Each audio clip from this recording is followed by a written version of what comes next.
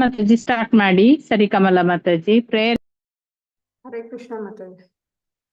ಓಂ ಅಜ್ಞಾನತಿಮಿರಾಂಧಸ್ಯ ಜ್ಞಾನಾಂಜನಶಲಾಕಯಾ ಚಕ್ಷುರುನ್ಮಿಲಿತಂ ಯೇನ ತಸ್ಮೈ ಶ್ರೀ ಗುರುವೇ ನಮಃ. ಶ್ರೀ ಚೈತನ್ಯ ಮನೋಭೀಷ್ಟಂ ಸ್ಥಾಪಿತಂ ಯೇನ ಭೂತಲೆ ಸ್ವಯಂ ರೂಪ ಕದಾ ಮಹ್ಯಂ ದದಾತಿ ಸ್ವಪದಾಂತಿಕಂ. ವಂದೇಹಂ ಶ್ರೀಗುರೋಃ ಶ್ರೀಯುತಪದಕಮಲಂ ಶ್ರೀಗುರುನ್ ವೈಷ್ಣವಾಂಶ ಶ್ರೀರೂಪಂ ಸಾಗ್ರಜಾತಂ ಸಹಗಣ ರಘುನಾಥಂ तं ಸಜೀವಂ ಸಾದ್ವೈತಂ ಸಾವಧೂತಂ ಪರಿಜನ ಸಹಿತಂ ಶ್ರೀಕೃಷ್ಣ ಚೈತನ್ಯ ದೇವಂ ಶ್ರೀ ರಾಧಾ ಕೃಷ್ಣ ಪಾದಾನ್ ಸಹಗಣ ಲಲಿತಾ ಶ್ರೀ ವಿಶಾಖಾನ್ವಿತಾಂಶ. ಹೇ ಕೃಷ್ಣ ಕರುಣಾ ಸಿಂಧೋ ದೀನ ಬಂಧೋ ಜಗತ್ಪತೆ ಗೋಪೇಶ ಗೋಪಿಕಾ ಕಾಂತ ರಾಧಾ ಕಾಂತ ನಮೋಸ್ತುತೆ. ತಪ್ತ ಕಾಂಚನ ಗೌರಾಂಗಿ ರಾಧೆ ವೃಂದಾವನೇಶ್ವರಿ ವೃಷಭಾನುಸುತೆ ದೇವಿ ಪ್ರಣಮಾಮಿ ಹರಿಪ್ರಿಯೆ. ವಾಂಛಾ ಕಲ್ಪತರುಭ್ಯಶ್ಚ ಕೃಪಾ ಸಿಂಧುಭ್ಯ ಏವ ಚ ಪತಿತಾನಾಂ ಪಾವನೇಭ್ಯೋ ವೈಷ್ಣವೇಭ್ಯೋ ನಮೋ ನಮಃ. ನಮಃ ಓಂ ವಿಷ್ಣುಪದಾಯ ಕೃಷ್ಣಪ್ರೇಷ್ಠಾಯ ಭೂತಲೆ ಶ್ರೀಮತೆ ಭಕ್ತಿವೇದಾಂತ ಸ್ವಾಮಿನಿತಿ ನಾಮಿನೆ. ನಮಸ್ತೆ ಸಾರಸ್ವತೆ ದೇವಿ ಗೌರವಾಣಿ ಪ್ರಚಾರಿಣಿ ನಿರ್ವಿಶೇಷ ಶೂನ್ಯವಾದಿ ಪಾಶ್ಚಾತ್ಯ ದೇಶತಾರಿಣಿ. ಜಯೋ ಶ್ರೀಕೃಷ್ಣ ಚೈತನ್ಯ ಪ್ರಭೋ ನಿತ್ಯಾನಂದ ಶ್ರೀ ಅದ್ವೈತ ಗದಾಧರ ಶ್ರೀವಾಸಾದಿ ಗೌರಭಕ್ತವೃಂದ. ಹರೇ ಕೃಷ್ಣ ಕೃಷ್ಣ ಕೃಷ್ಣ ಹರೇ ಹರೇ ಹರೇ ರಾಮ ರಾಮ ರಾಮ ಹರೇ ಹರೇ. ಹರೇ ಕೃಷ್ಣ ಕೃಷ್ಣ ಕೃಷ್ಣ ಹರೇ ಹರೇ ಹರೇ ರಾಮ ರಾಮ ರಾಮ ಹರೇ ಹರೇ. ಹರೇ ಕೃಷ್ಣ ಕೃಷ್ಣ ಕೃಷ್ಣ ಹರೇ ಹರೇ ಹರೇ ರಾಮ ರಾಮ ರಾಮ ಹರೇ ಹರೇ. ಎಲ್ಲರಿಗೂ ಲೀಲಾಮೃತ ತರಗತಿಗೆ ಸ್ವಾಗತ.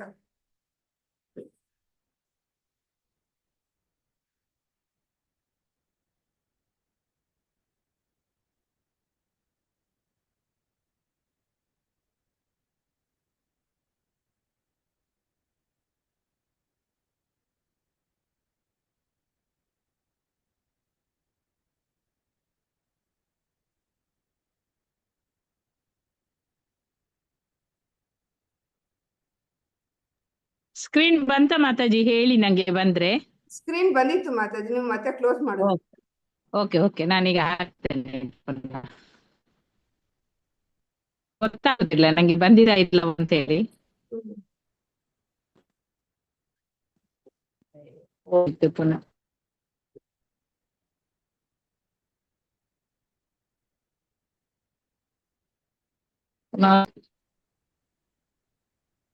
ಹರೇ ಕೃಷ್ಣ. ಲೋಡಿಂಗ್ ಅಂತ ತೋರಿಸಲ್ಲ. ಹೌದು, ಲೋಡಿಂಗ್ ಆಗ್ತಾ ಉಂಟು. ಬಂತು.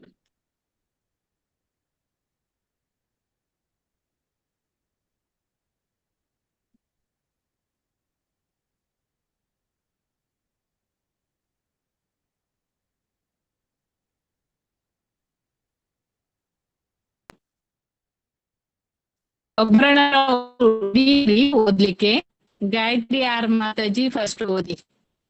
ಅಲ್ಲಿ ಸುಮಾರು 1 ನಿಮಿಷದ ಅನಂತರ ಬಂತಲ್ಲ ಮಾತಾಜಿ ಸ್ಕ್ರೀನ್ ಬಂದಿದೆ ಮಾತಾಜಿ. ಓಕೆ, ಓದಿ ಮಾತಾಜಿ.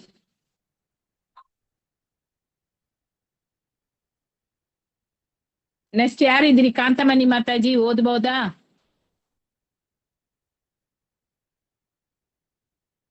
ಹರೇ ಕೃಷ್ಣ.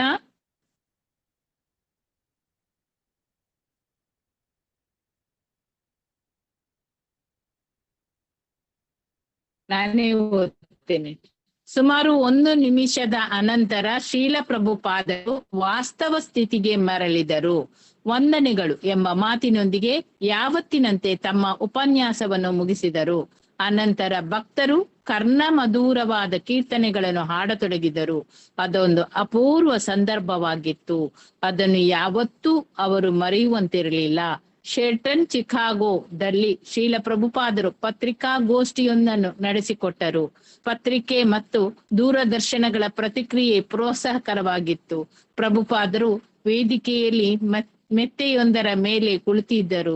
ಸುತ್ತಲೂ ಅವರ ಸನ್ಯಾಸಿ ಶಿಷ್ಯರು ಕುಳಿತುಕೊಂಡಿದ್ದರು.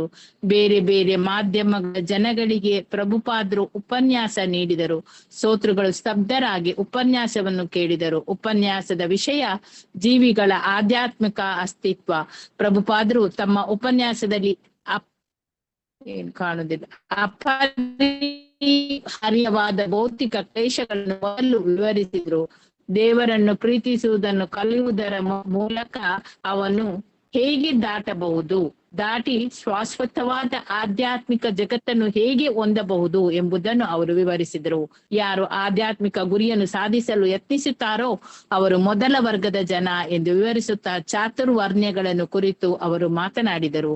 ಒಬ್ಬ ವರದಿಗಾರ ಅಮೆರಿಕನ್ ಸಂಪ್ರದಾಯಕ್ಕೆ ಚಾತುರ್ವರ್ಣ್ಯವು ಹೇಗೆ ಹೊಂದಬಲ್ಲದು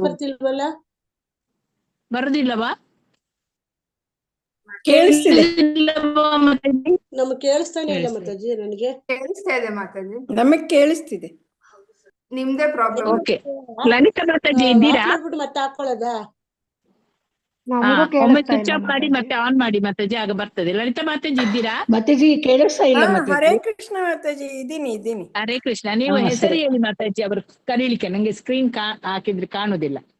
ಹೆಸರು ಕರಿಬೇಕಾ? ಒಬ್ಬ, ಹೌದು, ಈಗ ಇದನ್ನೊಂದು ನಾನು ಒಬ್ಬ ವರದಿಗಾರ ಅಮೆರಿಕನ್ ಸಂಪ್ರದಾಯಕ್ಕೆ ಚಾತುರ್ವರ್ಣ್ಯ ಎಂದು ಪ್ರಶ್ನಿಸಿದರು. ಶಿಕ್ಷಣದಿಂದ ಅದು ಸಾಧ್ಯ ಎಂದು ಪ್ರಭುಪಾದರ ಉತ್ತರ. ಅಮೆರಿಕ ವೈದ್ಯರನ್ನು, ತಂತ್ರಜ್ಞರನ್ನು, ನ್ಯಾಯವಾದಿಗಳನ್ನು ಸಿದ್ಧಪಡಿಸುತ್ತದೆ, ಅದು ಮೊದಲ ವರ್ಗದ ಜನಗಳನ್ನು ಸಿದ್ಧಪಡಿಸಬೇಕಾಗಿದೆ. ಒಬ್ಬ ಮಹಿಳಾ ವರದಿಗಾರರು ವರ್ಣಾಶ್ರಮದ ವ್ಯವಸ್ಥೆಯಲ್ಲಿ ಹೆಣ್ಣು ಯಾವ ವರ್ಣಕ್ಕೆ ಸೇರುತ್ತಾಳೆ? ನೀವು ಕೇವಲ ಪುರುಷರ ಬಗ್ಗೆ ಮಾತ್ರ ಮಾತನಾಡುತ್ತಿದ್ದೀರಿ. ಪ್ರಭುಪಾದ: ಸ್ತ್ರೀ ಪುರುಷನ ಸಹವರ್ತಿ, ಪುರುಷ ಎಂದರೆ ಪತಿ, ಹೆಣ್ಣು ಪ್ರಥಮ ವರ್ಗದ.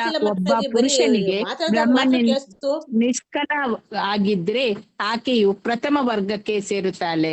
ದ್ವಿತೀಯ ವರ್ಗದ ಮನುಷ್ಯನನ್ನು ಆಕೆ ಮದುವೆ ಮಾಡಿಕೊಂಡಿದ್ದರೆ ಕ್ಷತ್ರಿಯ, ದ್ವಿತೀಯ ವರ್ಗಕ್ಕೆ ಸೇರುತ್ತಾಳೆ. ತೃತೀಯ ವರ್ಗದ ವ್ಯಕ್ತಿಯನ್ನು ಆಕೆ ಮದುವೆ ಮಾಡಿಕೊಂಡಿದ್ದರೆ ಅವಳ ವರ್ಗ ತೃತೀಯ ವರ್ಗವಾಗುತ್ತದೆ. ತನ್ನ ಪತಿಯ ಅಂತಸ್ತಿಗೆ ತಕ್ಕಂತೆ ಆಕೆ ಪ್ರಥಮ, ದ್ವಿತೀಯ, ತೃತೀಯ ಅಥವಾ ಚತುರ್ಥ ವರ್ಗಕ್ಕೆ ಸೇರುತ್ತಾಳೆ. ಹರೇ ಕೃಷ್ಣ ಮಾತಾಜಿ, ಧನ್ಯವಾದಗಳು.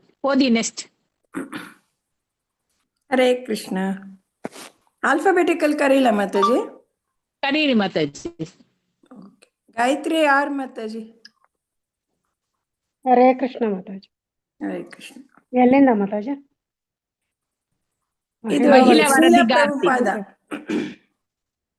ಅಲ್ಲ, ಮಹಿಳಾ ವರದಿಗಾರ್ತಿ ಉಂಟು, ಅಲ್ಲಿಂದ ಓದಿ. ಶ್ರೀಲ ಪ್ರಭುಪಾದ. ಹೆಣ್ಣಿಗೆ ಮಹಿಳಾ ವರ್ಗ ಮೊದಲನೇ ಲೈನಿಂದ ಓದಿ ಮಾತಾಜಿ. ಮಹಿಳಾ ವರದಿಗಾರ್ತಿ. ಮಹಿಳಾ ನೀವು ಅನ್ಸುತ್ತೆ.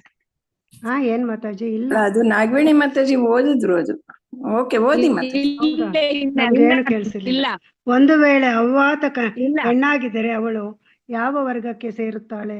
ಶ್ರೀಲ ಪ್ರಭುಪಾದ: ಹೆಣ್ಣಿಗೆ ಯಾವಾಗಲೂ ರಕ್ಷಣೆ ಬೇಕು. ಕುಮಾರಿಯಾಗಿದ್ದಾಗ ತಂದೆಯ ಆಶ್ರಯದಲ್ಲಿ, ತರುಣಿಯಾಗಿದ್ದಾಗ ಪತಿಯ ಆಶ್ರಯದಲ್ಲಿ, ವೃದ್ಧಾಪ್ಯದಲ್ಲಿ ಮಕ್ಕಳ ಆಶ್ರಯದಲ್ಲಿ ಅವಳು ಇರಬೇಕು. ಅದೇ ಮಹಿಳಾ ವರದಿಗಾರ್ತಿ. ಇಂದಿರಾ ಗಾಂಧಿ ಹೆಣ್ಣಾಗಿರುವುದರಿಂದ ಆದ ಕಾರಣ ಅಸಮರ್ಥಳಾಗಿರುವುದರಿಂದ ಅನೇಕ ರಾಜಕೀಯ ತೊಡಕುಗಳನ್ನು ಎದುರಿಸುತ್ತಿದ್ದಾಳೆ ಎನ್ನಬಹುದೇ? ಪ್ರಭುಪಾದರು ನಗುತ್ತಾ ಉತ್ತರಿಸಿದರು. ತುರ್ತು ಪರಿಸ್ಥಿತಿಯ ನಿಯಮಗಳಲ್ಲಿ ನನ್ನನ್ನು ಸಿಕ್ಕಿಸಲು ಯಾಕೆ ಯತ್ನಿಸುತ್ತೀರಿ? ಚಾಣಕ್ಯ ಪಂಡಿತನ ಪ್ರಕಾರ ನೀವು ಯಾವಾಗಲೂ ಹೆಣ್ಣನ್ನು ಮತ್ತು ರಾಜಕಾರಣಿಯನ್ನು ನಂಬಬಾರದು. ಸ್ತ್ರೀಯ ಬಗ್ಗೆ ಈ ಬಗೆಯ ಮಾತುಗಳಿಂದ ದೊಡ್ಡ ವಿವಾದವೇ ಸೃಷ್ಟಿಯಾಯಿತು. ಕೆಲವೇ ಗಂಟೆಗಳಲ್ಲಿ ಚಿಕಾಗೋವಿನ ಆಕಾಶವಾಣಿ ಮತ್ತು ದೂರದರ್ಶನ ಕೇಂದ್ರಗಳು ಸ್ತ್ರೀಯ ಬಗೆಗೆ ಪ್ರಭುಪಾದರು ಹೇಳಿದ ಮಾತುಗಳಿಗೆ ಒತ್ತು ಕೊಟ್ಟು ಪ್ರಚಾರ ಮಾಡಿದವು. ಓರ್ವ ಸ್ತ್ರೀ ಅಧಿಕಾರಿ ಪ್ರಭುಪಾದರೊಂದಿಗೆ ದೂರವಾಣಿಯಲ್ಲಿ ಮಾತನಾಡಿ ಪೂರ್ವ ನಿಶ್ಚಿತವಾಗಿದ್ದ ಪ್ರಭುಪಾದರೊಂದಿಗಿನ ತಮ್ಮ ಸಂದರ್ಶನ ಕಾರ್ಯಕ್ರಮವನ್ನು ರದ್ದುಪಡಿಸಿದರು. ದೂರದರ್ಶನ ಕೇಂದ್ರವೊಂದು ಪ್ರಭುಪಾದರನ್ನು ಸಂಪರ್ಕಿಸಿ ಆ ಸಂಜೆ ಒಂದು ಸಂದರ್ಶನ ನೀಡಬೇಕೆಂದು ಆಹ್ವಾನಿಸಿತು. ಚಿಕಾಗೋವಿನ ಪತ್ರಿಕೆಗಳಲ್ಲಿ ಪ್ರಭುಪಾದರು ಹೆಣ್ಣಿನ ಬಗ್ಗೆ ವ್ಯಕ್ತಪಡಿಸಿದ ವಿಚಾರಗಳು ಪ್ರಕಟವಾದವು. ಶ್ರೀಲ ಪ್ರಭುಪಾದರು ಚಿಕಾಗೋಗೆ ಬಂದಿದ್ದು ಕೃಷ್ಣ ಪ್ರಜ್ಞೆಯ ಸಂದೇಶವನ್ನು ಸಾರುವುದಕ್ಕಾಗಿ. ಕೃಷ್ಣ ಪ್ರಜ್ಞೆಯ ಮೂಲಕ ಅಪರಾಧ ಪ್ರವೃತ್ತಿಯನ್ನು ನಿವಾರಿಸುವುದಕ್ಕಾಗಿ. ಆದರೆ ಅವರು ಸ್ತ್ರೀಯ ಬಗ್ಗೆ ಹೇಳಿದ ಮಾತು ಹೆಚ್ಚು ಪ್ರಚಾರ ಪಡೆಯಿತು. ಅಮೆರಿಕದಲ್ಲಿ ಸ್ತ್ರೀ ಸ್ವಾತಂತ್ರ್ಯವಾದಿ ಚಳವಳಿ ಪ್ರವರ್ಧಮಾನವಾಗಿದ್ದಾಗ ಪ್ರಭುಪಾದರು ಧೈರ್ಯವಾಗಿ ಸಮಾಜದಲ್ಲಿ ಹೆಣ್ಣಿನ ಸ್ಥಾನ ಏನು ಎಂಬುದನ್ನು ಕುರಿತು ಅಮೆರಿಕದಲ್ಲಿ ಮಾತನಾಡತೊಡಗಿದರು. ಭಕ್ತಾದಿಗಳಿಗಂತೂ ಈ ವಿವಾದದಿಂದ ರೋಮಾಂಚನ ಉಂಟಾಗಿತ್ತು. ಕೃಷ್ಣ ಪ್ರಜ್ಞೆಯನ್ನು ಎಲ್ಲ ಹೋಯ್ತು ಮತ್ತೆ ಪ್ರಜ್ಞೆಯನ್ನು ಹೆಚ್ಚು ಆಳವಾಗಿ ಅರ್ಥ ಮಾಡಿಕೊಂಡು ನಿರ್ದಿಷ್ಟವಾಗಿ ಅದನ್ನು ಜನಗಳ ಮುಂದೆ ಇಡಬೇಕೆಂಬ ಉತ್ಸಾಹ ಅವರಲ್ಲಿ ಉಂಟಾಯಿತು. ಪತ್ರಿಕಾ ವರದಿಗಾರರು ಪ್ರಭುಪಾದರು ತಮ್ಮ ಆಧ್ಯಾತ್ಮಿಕ ಸಮಾನತೆಯ ಬಗ್ಗೆ ಮಾತನಾಡಲು ಸರಿಯಾದ ಅವಕಾಶವನ್ನೇ ಕಲ್ಪಿಸಲಿಲ್ಲ ಎಂಬುದು ಭಕ್ತರ ಆಕ್ಷೇಪಣೆಯಾಗಿತ್ತು. ತಮ್ಮ ಮಾತು ಇಷ್ಟೆಲ್ಲ ಪ್ರತಿಕ್ರಿಯೆಗೆ ಕಾರಣವಾಗಿದ್ದು ಪ್ರಭುಪಾದರಿಗೆ ಬೆರಗನ್ನುಂಟು ಮಾಡಿತ್ತು. ಇನ್ನೂ ಹೆಚ್ಚು ಸಂಗತಿಯನ್ನು ಅಮೆರಿಕನ್ನರಿಗೆ ಹೇಳಲು ಅವರು ಸಿದ್ಧರಾಗಿದ್ದರು. ಹರೇ ಕೃಷ್ಣ ಮಾತಾಜಿ, ಹರೇ ಧನ್ಯವಾದ ಕೃಷ್ಣ ಮಾತಾಜಿ, ಧನ್ಯವಾದ ಗೀತಾ ಮಾತಾಜಿ. ಗೀತಾ ಎಂ ಮಾತಾಜಿ ಮಾತಾಜಿ ಓದಿ. ಮಾತಾಜಿ ಎಲ್ಲಿಂದ ಮಾತಾಜಿ? ಮೇಲಿಂದ. ತಮ್ಮ ಕೋಣೆಯಲ್ಲಿ ಸೇರಿದ್ದ ತಮ್ಮ ಕೋಣೆಯಲ್ಲಿ ಸೇರಿದ್ದ ಸಣ್ಣ ಸಭೆಯೊಂದಕ್ಕೆ ಪ್ರಭುಪಾದರು ಮಾತನಾಡುತ್ತಾ ಹೀಗೆ ಹೇಳಿದರು. ಕೇವಲ ಸ್ತ್ರೀ ಏಕೆ ಗರ್ಭಿಣಿಯಾಗಬೇಕು ಹೇಳಿ? ಗಂಡ ಹೊರಗೆ ಹೋಗುತ್ತಾನೆ, ಪತ್ನಿಯಾದವಳು ಮಕ್ಕಳ ಬಗ್ಗೆ ಗಮನ ವಹಿಸಬೇಕಾಗುತ್ತದೆ, ಸರ್ಕಾರದಿಂದ ಭಿಕ್ಷೆ ಬೇಡಬೇಕಾಗುತ್ತದೆ. ಇದು ಸ್ವಾತಂತ್ರ್ಯವೇ? ಭಕ್ತರೊಬ್ಬರು ಹೇಳಿದರು, ಗರ್ಭ ನಿರೋಧಕಗಳು ಬಳಕೆಗೆ ಬಂದಿವೆ, ನಮಗೆ ಮಕ್ಕಳು ಬೇಡವೇ ಬೇಡ ಎನ್ನುತ್ತಾರೆ ಅವರು. ಪ್ರಭುಪಾದರು, ಆಗ ನೀವು ಇನ್ನೊಂದು ಪಾಪ ಕಾರ್ಯದಲ್ಲಿ ಮಗ್ನರಾಗಿದ್ದೀರಿ, ಅಂತಹವರಿಗೆ ಶಿಕ್ಷೆ ಆಗಲೇಬೇಕು. ಭಕ್ತರಲ್ಲೊಬ್ಬರು, ಶೀಲ ಪ್ರಭುಪಾದರೆ, ಇಡೀ ನಾಗರಿಕತೆ, ಪಾಶ್ಚಾತ್ಯ ಅಮೆರಿಕ ನಾಗರಿಕತೆ ಈ ಸ್ತ್ರೀ ವಿಮೋಚನಾ ಚಳುವಳಿಯಿಂದ ದಾರಿ ತಪ್ಪಿ ಹೋಗಿದೆ. ಪ್ರಭುಪಾದರು, ಆದರೆ ಅವರ ವಿಮೋಚನೆ ಆಗುವುದು ಹೇಗೆ? ಈ ಬಗ್ಗೆ ನಾವು ಮೊದಲು ಯೋಚಿಸಬೇಕು. ನನ್ನ ಅನುಭವದ ಮಾತನ್ನಲ್ಲ ನಾನು ಹೇಳುತ್ತಿರುವುದು, ಶಾಸ್ತ್ರಗಳನ್ನು ಆಧರಿಸಿ ನಾನು ಮಾತನಾಡುತ್ತಿರುವುದು. ಹೆಣ್ಣಿನ ಅವಲಂಬನೆಯನ್ನು ಕುರಿತು ಮನುಸಂಹಿತೆಯಲ್ಲಿ ವಿವರಿಸಲಾಗಿದೆ. ಕುಂತಿಯನ್ನೇ ನೋಡಿ, ಅವಳೇನು ಸಾಮಾನ್ಯ ಸ್ತ್ರೀಯಲ್ಲ, ಪ್ರೌಢ ಮತ್ತು ಬಲ್ಲವಳು. ಬ್ರಹ್ಮಾನಂದ ಸ್ವಾಮಿ ಇದು ಗಮನಿಸಬೇಕಾದ ಅಂಶ. ನಮ್ಮ ಭಕ್ತಿ ಪರಂಪರೆಯಲ್ಲಿ ಬರುವ ಅನೇಕ ಆಧ್ಯಾತ್ಮಿಕ ಹಿರಿಯರು ಸ್ತ್ರೀಯರಾಗಿದ್ದಾರೆ. ಕುಂತಿ ಅಂತಹವರಲ್ಲಿ ಒಬ್ಬಳು. ಪ್ರಭುಪಾದರು, ಕುಂತಿ ತನ್ನ ಮಕ್ಕಳ ಆಶ್ರಯದಲ್ಲಿದ್ದಳು, ಇದು ಗಮನಿಸಬೇಕಾದ ಅಂಶ. ಅವಳು ಮಕ್ಕಳು ಕಾಡಿಗೆ ಹೋಗಬೇಕಾಗಿ ಬಂತು, ಅವರ ಜೊತೆಯಲ್ಲಿ ಕುಂತಿಯೂ ಕಾಡಿಗೆ ಹೋದಳು. ನಾನು ವಿಧವೆ, ಆದುದರಿಂದ ನನ್ನ ಮಕ್ಕಳ ಆಶ್ರಯದಲ್ಲಿ ನಾನು ಇರಬೇಕು. ಆದ ಕಾರಣ ಅವರು ಎಲ್ಲಿ ಇರುತ್ತಾರೋ ನಾನು ಅಲ್ಲೇ ಇರಬೇಕಾದುದು ಧರ್ಮ. ಸೀತೆಯು ಹಾಗೆಯೇ. ಆಕೆ ಭಗವಾನ್ ರಾಮಚಂದ್ರನ ಪತ್ನಿ. ತಂದೆಯ ಅಪೇಕ್ಷೆಯ ಮೇರೆಗೆ ಕಾಡಿಗೆ ಹೋಗಬೇಕಾದುದು ಭಗವಾನ್ ಶ್ರೀರಾಮಚಂದ್ರನೇ ಹೊರತು ಸೀತೆಯಲ್ಲ. ಆದರೆ ಸೀತೆ ಶ್ರೀರಾಮನೊಡನೆ ತಾನೂ ಕಾಡಿಗೆ ಹೋಗಲು ಬಯಸಿದಳು. ವನವಾಸ ನನಗೆ ಹೊರತು ನಿನಗಲ್ಲ, ನೀನು ಮನೆಯಲ್ಲೇ ಇರು ಎಂದು ಪತಿ ಹೇಳಿದಾಗ ಸೀತೆ, ಇಲ್ಲ, ನಾನು ನಿನ್ನ ಆಶ್ರಯದಲ್ಲೇ ಇರಬೇಕಾದವಳು, ನೀನು ಎಲ್ಲಿಗೆ ಹೋಗುತ್ತೀಯೋ ಅಲ್ಲಿಗೆ ನಾನು ಬರುತ್ತೇನೆ. ಇದು ವೈದಿಕ ಸಂಸ್ಕೃತಿ. ಭಕ್ತರಲ್ಲೊಬ್ಬರು, ಆಕೆ ಮಹಾಪತಿವ್ರತೆ, ಅದೇ ಆಕೆಯ ದೊಡ್ಡ ಗುಣವಾಗಿತ್ತು. ಆದರೆ ಈಗ ಅಂತಹವರನ್ನು ಎಲ್ಲಿ ತರೋಣ? ಪ್ರಭುಪಾದರು ಈಗಿನ ಮಾತು ಬೇರೆ. ನಾನು ಹೇಳುತ್ತಿರುವುದು ವೇದಯುಗದ ವಿಚಾರ. ತನ್ನ ಪತಿ ಹುಚ್ಚನೋ ಮೂರ್ಖನೋ ಆಗಿದ್ದರೂ ಸರಿ, ಇಲ್ಲವಾದಲ್ಲಿ ಹೆಂಡತಿಯಾದವಳು ಪತಿಗೆ ವಿಧೇಯಳಾಗಿರಬೇಕು, ದಾಸಿಯಾಗಿರಬೇಕು. ಗಂಡ ಗೃಹತ್ಯಾಗ ಮಾಡಿ ವಾನಪ್ರಸ್ಥವನ್ನು ಸ್ವೀಕರಿಸಿದಾಗ ಹೆಂಡತಿಯೂ ಅವನೊಂದಿಗೆ ಕಾಡಿಗೆ ಹೋಗಬೇಕಾಗುತ್ತದೆ. ಅವನು ಸನ್ಯಾಸಿಯಾದರೆ ಮಾತ್ರ ತನ್ನ ಪತ್ನಿ ಅವನ ಜೊತೆಯಲ್ಲಿ ಇರುವಂತಿಲ್ಲ. ಗೃಹಸ್ಥಾಶ್ರಮದ ಮತ್ತು ವಾನಪ್ರಸ್ಥಾಶ್ರಮಗಳಲ್ಲಿ ಪತ್ನಿ ಯಾವಾಗಲೂ ಪತಿಯೊಡನೆ ಸಂಗಾತಿಯಾಗಿ ದಾಸಿಯಾಗಿ ಇರಬೇಕಾಗುತ್ತದೆ. ಮಾತಾಜಿ ಸ್ವಲ್ಪ ಲೈಟ್ ಆಗಿದೆ ಮಾತಾಜಿ, ಕಾಣಲ್ಲ ನಂಗೆ. ಹರೇ ಕೃಷ್ಣ ಮಾತಾಜಿ. ನಾಗಮಣಿ ಮಾತಾಜಿ. ನೆಕ್ಸ್ಟ್ ಬೇರೆ ಯಾರಾದ್ರೂ ಓದಿ ಮಾತಾಜಿ. ಹರೇ ಕೃಷ್ಣ ಮಾತಾಜಿ ಓದ್. ಗೀತಾ ಆರ್ಕೋಡಿಕಲ್ ಮಾತಾಜಿ ಕಾಣುತ್ತಾ ನಿಮ್ಗೆ? ಆ ಪ್ಯಾರ ಓದ್ಬಿಡಿ ಮಾತಾಜಿ. ನಾಗವೇಣಿ ಮಾತಾಜಿ ನೀವೇ, ಸ್ವಲ್ಪ ಲೈಟ್ ಇದೆ. ಓಕೆ, ನಾನು ಓದ್ತೇನೆ.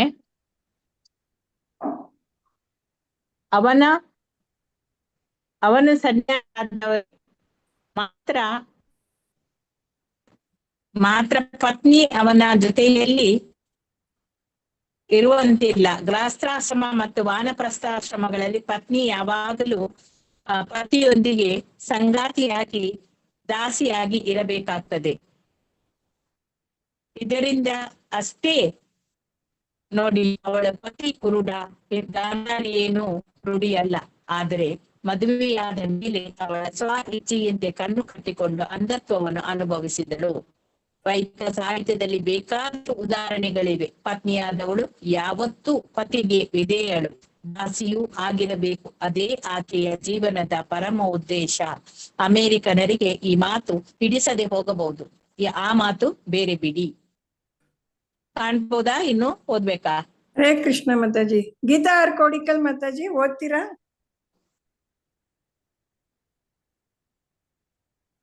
ಓದ್ತೇನೆ ಮಾತಾಜಿ. ಎಲ್ಲಿಂದ? ಪ್ರಭುಪಾದರು ವಾಸಿಸುತ್ತಿದ್ದ ಭವನಕ್ಕೆ ದೂರದರ್ಶನದ ವತಿಯಿಂದ ಐದು ಮಂದಿ ಬಂದರು. ಅವರಲ್ಲಿ 4 ಜನ ಹೆಣ್ಣು ಮಕ್ಕಳು. ಹೀಗೆ ಅವರು ಬಂದದ್ದು ಕೂಡ ಧ್ವನಿಪೂರ್ಣವಾಗಿತ್ತು. ತಂಡದವರು ಬೆಳಕಿನ ವ್ಯವಸ್ಥೆ ಮಾಡುತ್ತಿದ್ದರು, ಉಪಕರಣಗಳನ್ನು ಸಜ್ಜುಗೊಳಿಸುತ್ತಿದ್ದರು. ಆಗ ಪ್ರಭುಪಾದರು ತಮ್ಮ ಕೀಲು ಮೇಜಿನ ಹಿಂದೆ ಗಂಭೀರವಾಗಿ ಕುಳಿತಿದ್ದರು. ಅವರ ಮುಂದೆ ನೆಲದ ಮೇಲೆ ಅವರ ಶಿಷ್ಯರು ಕುಳಿತಿದ್ದರು. ಅವರಲ್ಲೊಬ್ಬರು ಮೊದಲು ಅಮೆರಿಕದ ಸಮಸ್ಯೆಗಳಿಗೆ ಪ್ರಭುಪಾದರು ಸೂಚಿಸಿದ ಪರಿಹಾರೋಪಾಯಗಳನ್ನು ಕೇಳಿದರು.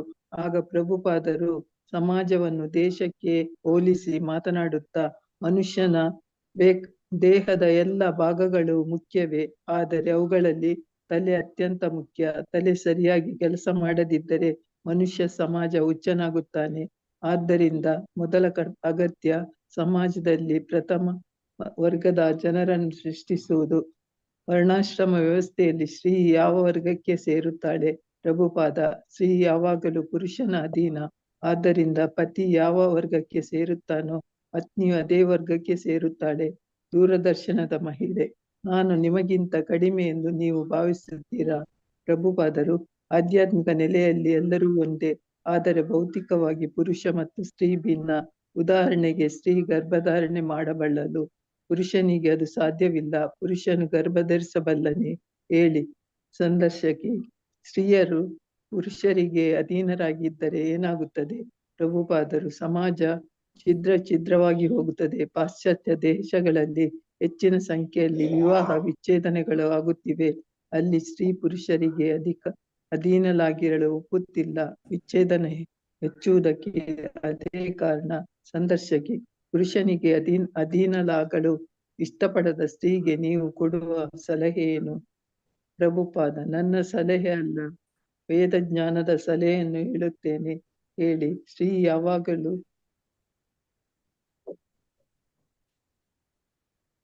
ಎಲ್ಲಿ ಹೋಯ್ತು? ಮೇಲಿದೆ ಓದಿ ಮಾತಾಜಿ. First line.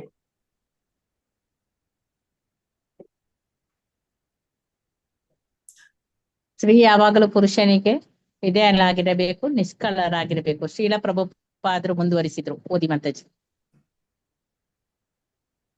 3ನೇ ಲೈನ್ ಓದಿ ಮಾತಾಜಿ. ಮೇಲೆ ಇದೆ 91 ಪೇಜ್. ಶ್ರೀಲ ಪ್ರಭುಪಾದರು ಮುಂದುವರಿಸಿದರು. ಪ್ರಕೃತಿ ಸಹಜವಾಗಿ ಹೆಣ್ಣು ಮಕ್ಕಳನ್ನು ಪಡೆಯುತ್ತಾಳೆ. ಅವಳು ಮಕ್ಕಳನ್ನು ಪಡೆದ ಕೂಡಲೇ ಪುರುಷನ ಆಸರೆ ಅವಳಿಗೆ ಬೇಕಾಗುತ್ತದೆ. ಆಸರೆ ದೊರಕದಿದ್ದರೆ ಅವಳು ಅನೇಕ ಕಷ್ಟಗಳನ್ನು ಎದುರಿಸಬೇಕಾಗುತ್ತದೆ. ಸಂದರ್ಶಕಿ: ನಮ್ಮಲ್ಲಿ ಕೆಲವರು ಮಕ್ಕಳನ್ನು ಪಡೆದಿದ್ದಾರೆ. ಅವರಿಗೆ ಗಂಡಂದಿರ ಸಹಾಯವೇನೂ ಇಲ್ಲ, ಏಕೆಂದರೆ ಅವರಿಗೆ ಗಂಡಂದಿರೇ ಇಲ್ಲ. ಹರೇ ಕೃಷ್ಣ ಮಾತಾಜಿ. ಧನ್ಯವಾದ ಮಾತಾಜಿ. ಹರೇ ಕೃಷ್ಣ. ಹೇ ಮಂಜುಳಾ ಮಾತಾಜಿ ಓದ್ತೀರಾ? ಹರೇ ಕೃಷ್ಣ. ಹೇ ಮಂಜುಳಾ ಮಾತಾಜಿ. ಕಾಂತಮಣಿ ಮಾತಾಜಿ ಓದ್ತೀನಿ ಮಾತಾಜಿ. ಓದಿ ಮಾತಾಜಿ. ನೆಕ್ಸ್ಟ್ ಓದಿ ಮಾತಾಜಿ. ಕಾಂತಮಣಿ ಆದ್ಮೇಲೆ ಓದಿ. ಓಕೆ ಮಾತಾಜಿ. ಪ್ರಭುಪಾದರು: ಗಂಡಂದಿರು ಇಲ್ಲವಾದರೆ ಅವರು ಬೇರೆಯವರ ಸಹಾಯವನ್ನು ಪಡೆಯುತ್ತಾರೆ. ಆ ಮಾತನ್ನು ನೀವು ಒಪ್ಪಲೇಬೇಕು. ಸರ್ಕಾರ ನಿಮಗೆ ಸಹಾಯ ಮಾಡುತ್ತಿರಬಹುದು, ಆದರೆ ಇದು ಸರ್ಕಾರಕ್ಕೆ ಹೆಮ್ಮೆಯ ವಿಷಯವೇನು ಆಗಲಿಕ್ಕಿಲ್ಲ. ಗಂಡನೇ ಹೆಂಡತಿ ಮಕ್ಕಳ ರಕ್ಷಣೆಯ ಜವಾಬ್ದಾರಿಯನ್ನು ವಹಿಸಿಕೊಂಡರೆ ಸರ್ಕಾರಕ್ಕೆ ಎಷ್ಟೋ ಅನುಕೂಲವಾಗುತ್ತದೆ ಮತ್ತು ಸರ್ಕಾರದ ವೆಚ್ಚವೂ ಕಡಿಮೆ ಆಗುತ್ತದೆ. ಗಂಡು ಹೆಣ್ಣು ಸೇರುತ್ತಾರೆ. ಹೆಣ್ಣು ಗರ್ಭವತಿಯಾಗುತ್ತಾಳೆ. ಗಂಡ ಅನ್ನುವವನನ್ನು ಅವಳನ್ನು ತೊರೆದು ಹೋಗುತ್ತಾನೆ. ಈ ಬಡಪಾಯಿ ಹೆಂಗಸು ಮಗುವನ್ನು ಬೇರೆ ಪಡೆದು ಸಂಕಷ್ಟಕ್ಕೆ ಗುರಿಯಾಗುತ್ತಾಳೆ. ಸರ್ಕಾರದ ಮುಂದೆ ಅವಳು ಕೈ ಚಾಚಿ ನಿಲ್ಲಬೇಕಾಗುತ್ತದೆ. ನೀವೇ ಹೇಳಿ, ಇದು ನಿಮಗೆ ಸರಿ ಎನಿಸುತ್ತಿದೆಯೇ? ವೈದಿಕ ಧರ್ಮದ ಪ್ರಕಾರ ಪುರುಷನು ಸ್ತ್ರೀಯನ್ನು ವಿವಾಹವಾಗಬೇಕು. ತನ್ನ ಪತ್ನಿಯ ಮತ್ತು ಮಕ್ಕಳ ರಕ್ಷಣೆಯ ಜವಾಬ್ದಾರಿಯನ್ನು ಅವನು ವಹಿಸಿಕೊಳ್ಳಬೇಕು. ಆಗ ತಾಯಿಯಾಗಲಿ ಮಕ್ಕಳಾಗಲಿ ಸರ್ಕಾರಕ್ಕೆ ಅಥವಾ ಸಾರ್ವಜನಿಕರಿಗೆ ಹೊರೆಯಾಗುವುದಿಲ್ಲ. ಸಂದರ್ಶಕಿ: ಮಕ್ಕಳನ್ನು ಪಡೆಯದ ಸ್ತ್ರೀಯರ ಬಗ್ಗೆ ಏನು ಹೇಳುತ್ತೀರಿ? ಪ್ರಭುಪಾದರು: ಸರಿ, ಅದು ಇನ್ನೊಂದು ಅಪ್ರಾಕೃತಿಕ ಸಂಗತಿ. ಕೆಲವು ಬಾರಿ ಅಂತಹ ಸ್ತ್ರೀಯರು ಗರ್ಭ ನಿರೋಧಕಗಳನ್ನು ಬಳಸುತ್ತಿರಬಹುದು, ಮತ್ತೆ ಕೆಲವರು ಗರ್ಭಸ್ರಾವ ಮಾಡಿಸಿಕೊಳ್ಳುತ್ತಿರಬಹುದು. ನಿಜವಾದ ಅರ್ಥದಲ್ಲಿ ಅದು ಶಿಶು ಹತ್ಯೆ ಖಂಡಿತ ಒಳ್ಳೆಯದಲ್ಲ. ಇವೆಲ್ಲ ಪಾಪಕೃತ್ಯಗಳು. ಇಂತಹ ಕೆಲಸವನ್ನು ಮಾಡಿದವರು ಅದರ ಫಲವನ್ನು ಅನುಭವಿಸಲೇಬೇಕಾಗುತ್ತದೆ. ಒಟ್ಟಿನಲ್ಲಿ ಹೀಗೆ ಬಿಸಿ ಬಿಸಿ ಚರ್ಚೆ ಮುಂದುವರಿಯಿತು. ಮಹಿಳಾವಾದಿ ಸಂದರ್ಶಕಿಯು ಪ್ರಭುಪಾದರನ್ನು ಅವರ ಮಾತಿನ ದಾಟಿಯಾಗಿ ಜರಿಯುತ್ತಾ ಹೋದಳು. ಆದರೂ ಪ್ರಭುಪಾದರು ಸ್ವಲ್ಪವೂ ವಿಚಲಿತವಾಗದೆ ಈ ಎಲ್ಲಾ ಪ್ರಶ್ನೆಗಳಿಗೂ ಸಮರ್ಥವಾಗಿ ಉತ್ತರ ನೀಡುತ್ತಿದ್ದರು. ಭೌತಿಕ ನಾಗರಿಕತೆಯ ದುರಂತಗಳನ್ನು ಅವರ ಮಾತುಗಳು ಸ್ಪಷ್ಟಪಡಿಸುವಂತಿದ್ದವು. ಪ್ರಭುಪಾದರು ಯಾವತ್ತೂ ಮಹಿಳೆಯನ್ನು ಕಡೆಗಣಿಸಿ ನೋಡಿದವರಲ್ಲ. ಕೃಷ್ಣ ಪ್ರಜ್ಞಾ ಚಳವಳಿಯಲ್ಲಿ ಪುರುಷರಿಗೆ ಕೊಡುವ ಅವಕಾಶವನ್ನು ಮಹಿಳೆಗೂ ಕೊಟ್ಟಿದ್ದರು. ವಾಸ್ತವವಾಗಿ ವರದಿಗಾರರು ಅವರನ್ನು ತಪ್ಪಾಗಿ ಭಾವಿಸಿದ್ದರು. ಅವರಿಗೆ ಪುರುಷ ಅಹಂಕಾರಿ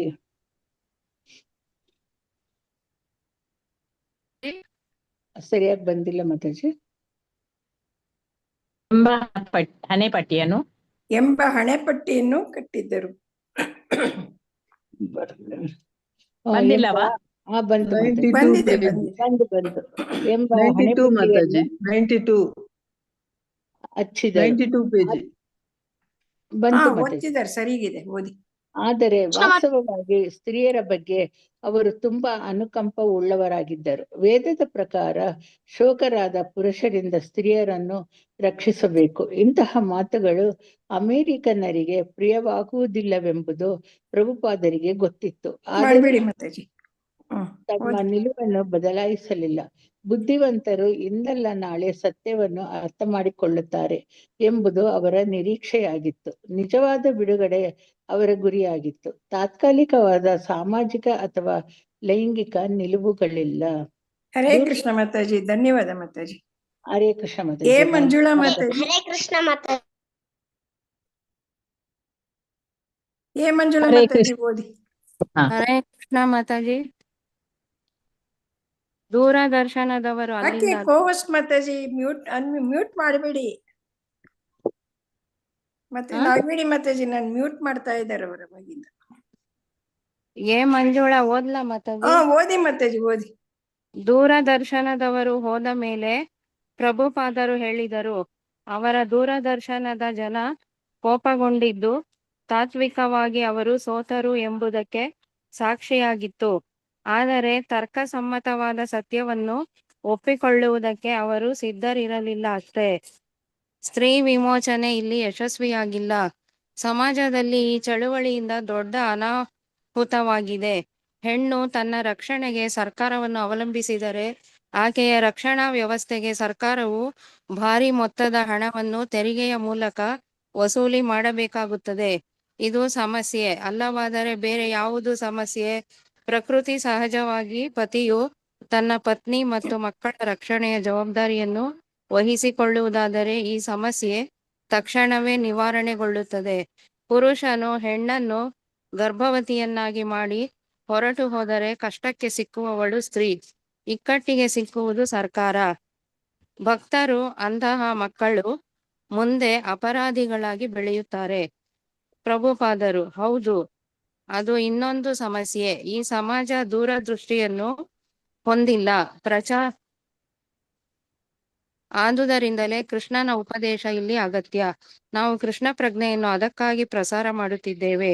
ಕೃಷ್ಣ ಪ್ರಜ್ಞೆಯನ್ನು ನೀವು ಒಪ್ಪಿಕೊಳ್ಳಿ, ಆಗ ನೀವು ಸುಖಿಗಳಾಗುತ್ತೀರಿ. ಸಾಕ ಮಾತಾಜಿ? ಹರೇ ಕೃಷ್ಣ. ಓದಿ ಓದಿ ಮಾತಾಜಿ. ಮಾತಾಜಿ, ಓದಿ. ಸತ್ಸ್ವರೂಪ ಶ್ರೀಲಾ ಪ್ರಭುಪಾದರೆ, ನಾವು ಈ ಮಾತುಗಳನ್ನೆಲ್ಲ ದೂರದರ್ಶನದ ಮೂಲಕ, ಪತ್ರಿಕೆಗಳ ಮೂಲಕ ಪ್ರಚಾರ ಮಾಡಿದರೆ ಜನ ಕುಪಿತರಾಗುತ್ತಾರೆ. ಈ ಹೆಂಗಸಿನಂತೆ ಎಲ್ಲ ಜನರು ಕೋಪಗೊಂಡರೆ ಪ್ರಚಾರ ದೃಷ್ಟಿಯಿಂದ ಅದು ಒಳ್ಳೆಯದೇ.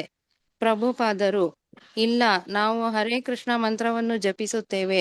ಭಗವದ್ಗೀತೆಯಲ್ಲಿ ಎಲ್ಲ ವಿಷಯವನ್ನು ಚರ್ಚಿಸಲಾಗಿದೆ. ವರ್ಣಸಂಕರದ ಮೊದಲ ಮತ್ತು ಎರಡನೇ ವರ್ಗದ ವ್ಯಕ್ತಿಗಳ ಬಗ್ಗೆ ಅಲ್ಲಿ ವಿವರವಾಗಿ ಚರ್ಚಿಸಲಾಗಿದೆ. ಕೃಷ್ಣ ಪ್ರಜ್ಞೆಯ ಚಳುವಳಿಯನ್ನು ಪ್ರಚಾರ ಮಾಡುವಾಗ ನಾವು ಅವನ್ನೆಲ್ಲ ವಿವರಿಸಬೇಕಾಗುತ್ತದೆ. ಅವರಿಗದು ಬೇಡವಾದರೆ ಹರೇ ಕೃಷ್ಣ ಮಂತ್ರವೊಂದನ್ನು ಜಪಿಸಿದರೆ ಸಾಕು, ಬೇರೆ ವಿಷಯಗಳನ್ನು ಚರ್ಚಿಸುವುದೇ ಬೇಡ. ನಿಮಗೆ ಭಗವದ್ಗೀತೆಯ ವಿಚಾರಗಳು ಬೇಡವಾಗಿದ್ದರೆ ನಾವೆಲ್ಲ ಕೂಡಿ ಹರೇ ಕೃಷ್ಣ ಮಂತ್ರವನ್ನು ಜಪಿಸೋಣ, ಅಷ್ಟೇ ಸಾಕು. ಆದರೆ ಭಗವದ್ಗೀತೆಯ ಈ ಎಲ್ಲಾ ಸಂಗತಿಗಳನ್ನು ಚರ್ಚಿಸಲಾಗಿದೆ. ಅನಗತ್ಯವಾಗಿ ಪ್ರಜಾಸಂಖ್ಯೆ ಬೆಳೆದಾಗ ಭೂಮಿಯೇ ನರಕವಾಗುತ್ತದೆ. ನಿಮಗೆ ಇಂತಹ ನರಕವಾಸಿಗಳ ಸಂಖ್ಯೆಯನ್ನು ಹೆಚ್ಚಿಸುವ ಅಪೇಕ್ಷೆ ಇದೆಯೇ? ಹಾಗಿದ್ದರೆ ಏನನ್ನೂ ಚರ್ಚಿಸಬೇಡಿ. ಇದೊಂದು ಸಮಸ್ಯೆ ಎಂದು ನೀವು ಭಾವಿಸುವಿರಾ?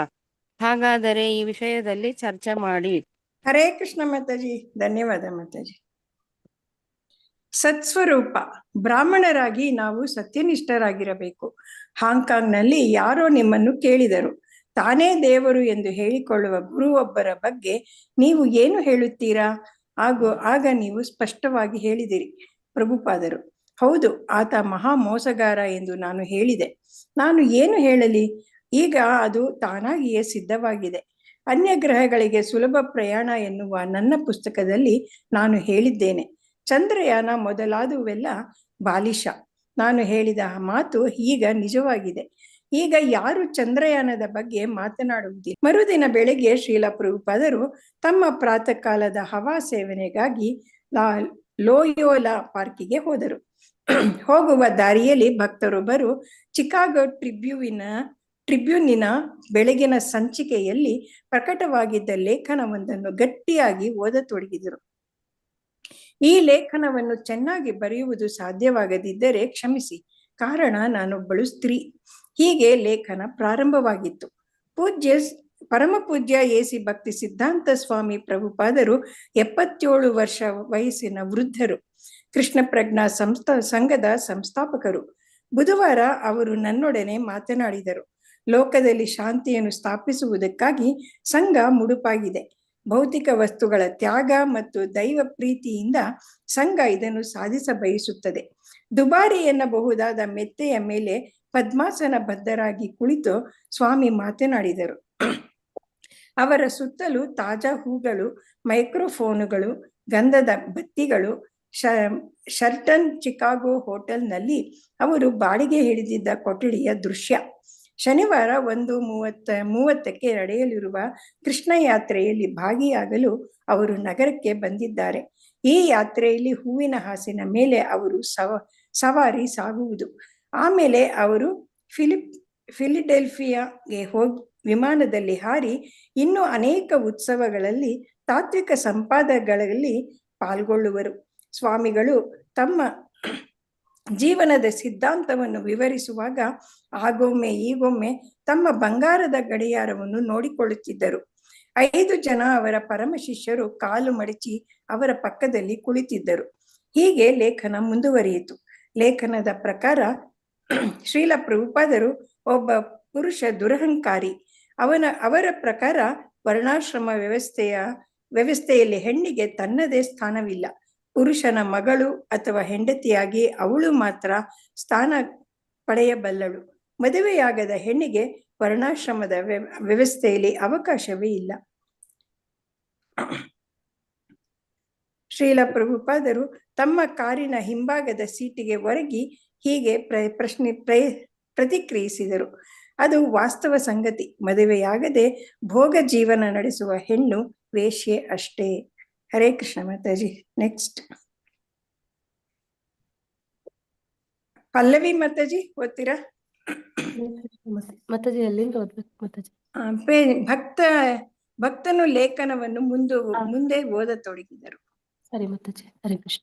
ಭಕ್ತರು ಲೇಖನವನ್ನು ಮುಂದೆ ಓದತೊಡಗಿದರು. ಸ್ವಾಮಿ ಈಗ ಲಾಸ್ ಏಂಜಲ್ಸ್ ನಲ್ಲಿ ನೆಲೆಸಿದ್ದಾರೆ. ತಮ್ಮ ಶಿಷ್ಯರನ್ನು ಅವರು ಅಲ್ಲಿ ತಯಾರು ಮಾಡುತ್ತಾರೆ.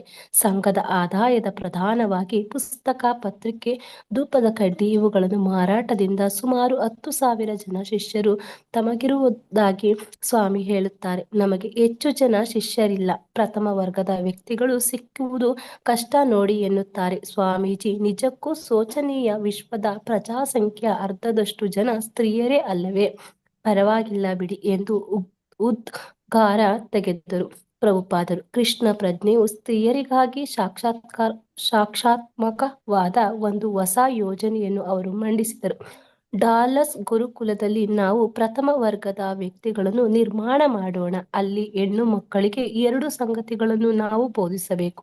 ತನ್ನ ಪತಿಗೆ ಹೇಗೆ ನಿಷ್ಠಾ ಮತ್ತು ವಿಧೇಯ ಪತ್ನಿ ಆಗುವುದು ಎಂಬುದನ್ನು ಒಂದು ವಿಷಯ, ಒಳ್ಳೆಯ ಅಡುಗೆ ಮಾಡುವುದು ಹೇಗೆ ಎಂಬುದು 2ನೇ ವಿಷಯ. ಅವರು ಈ 2 ಅರ್ಹತೆಗಳನ್ನು ಸಾಧಿಸಿದರೆ ಅವರಿಗೆ ಒಳ್ಳೆಯ ಗಂಡು ಹುಡುಕುವ ಜವಾಬ್ದಾರಿಯನ್ನು ನಾವು ತೆಗೆದುಕೊಳ್ಳುತ್ತೇವೆ. ನೋಡಿ, ಪ್ರಯತ್ನಿಸಿ.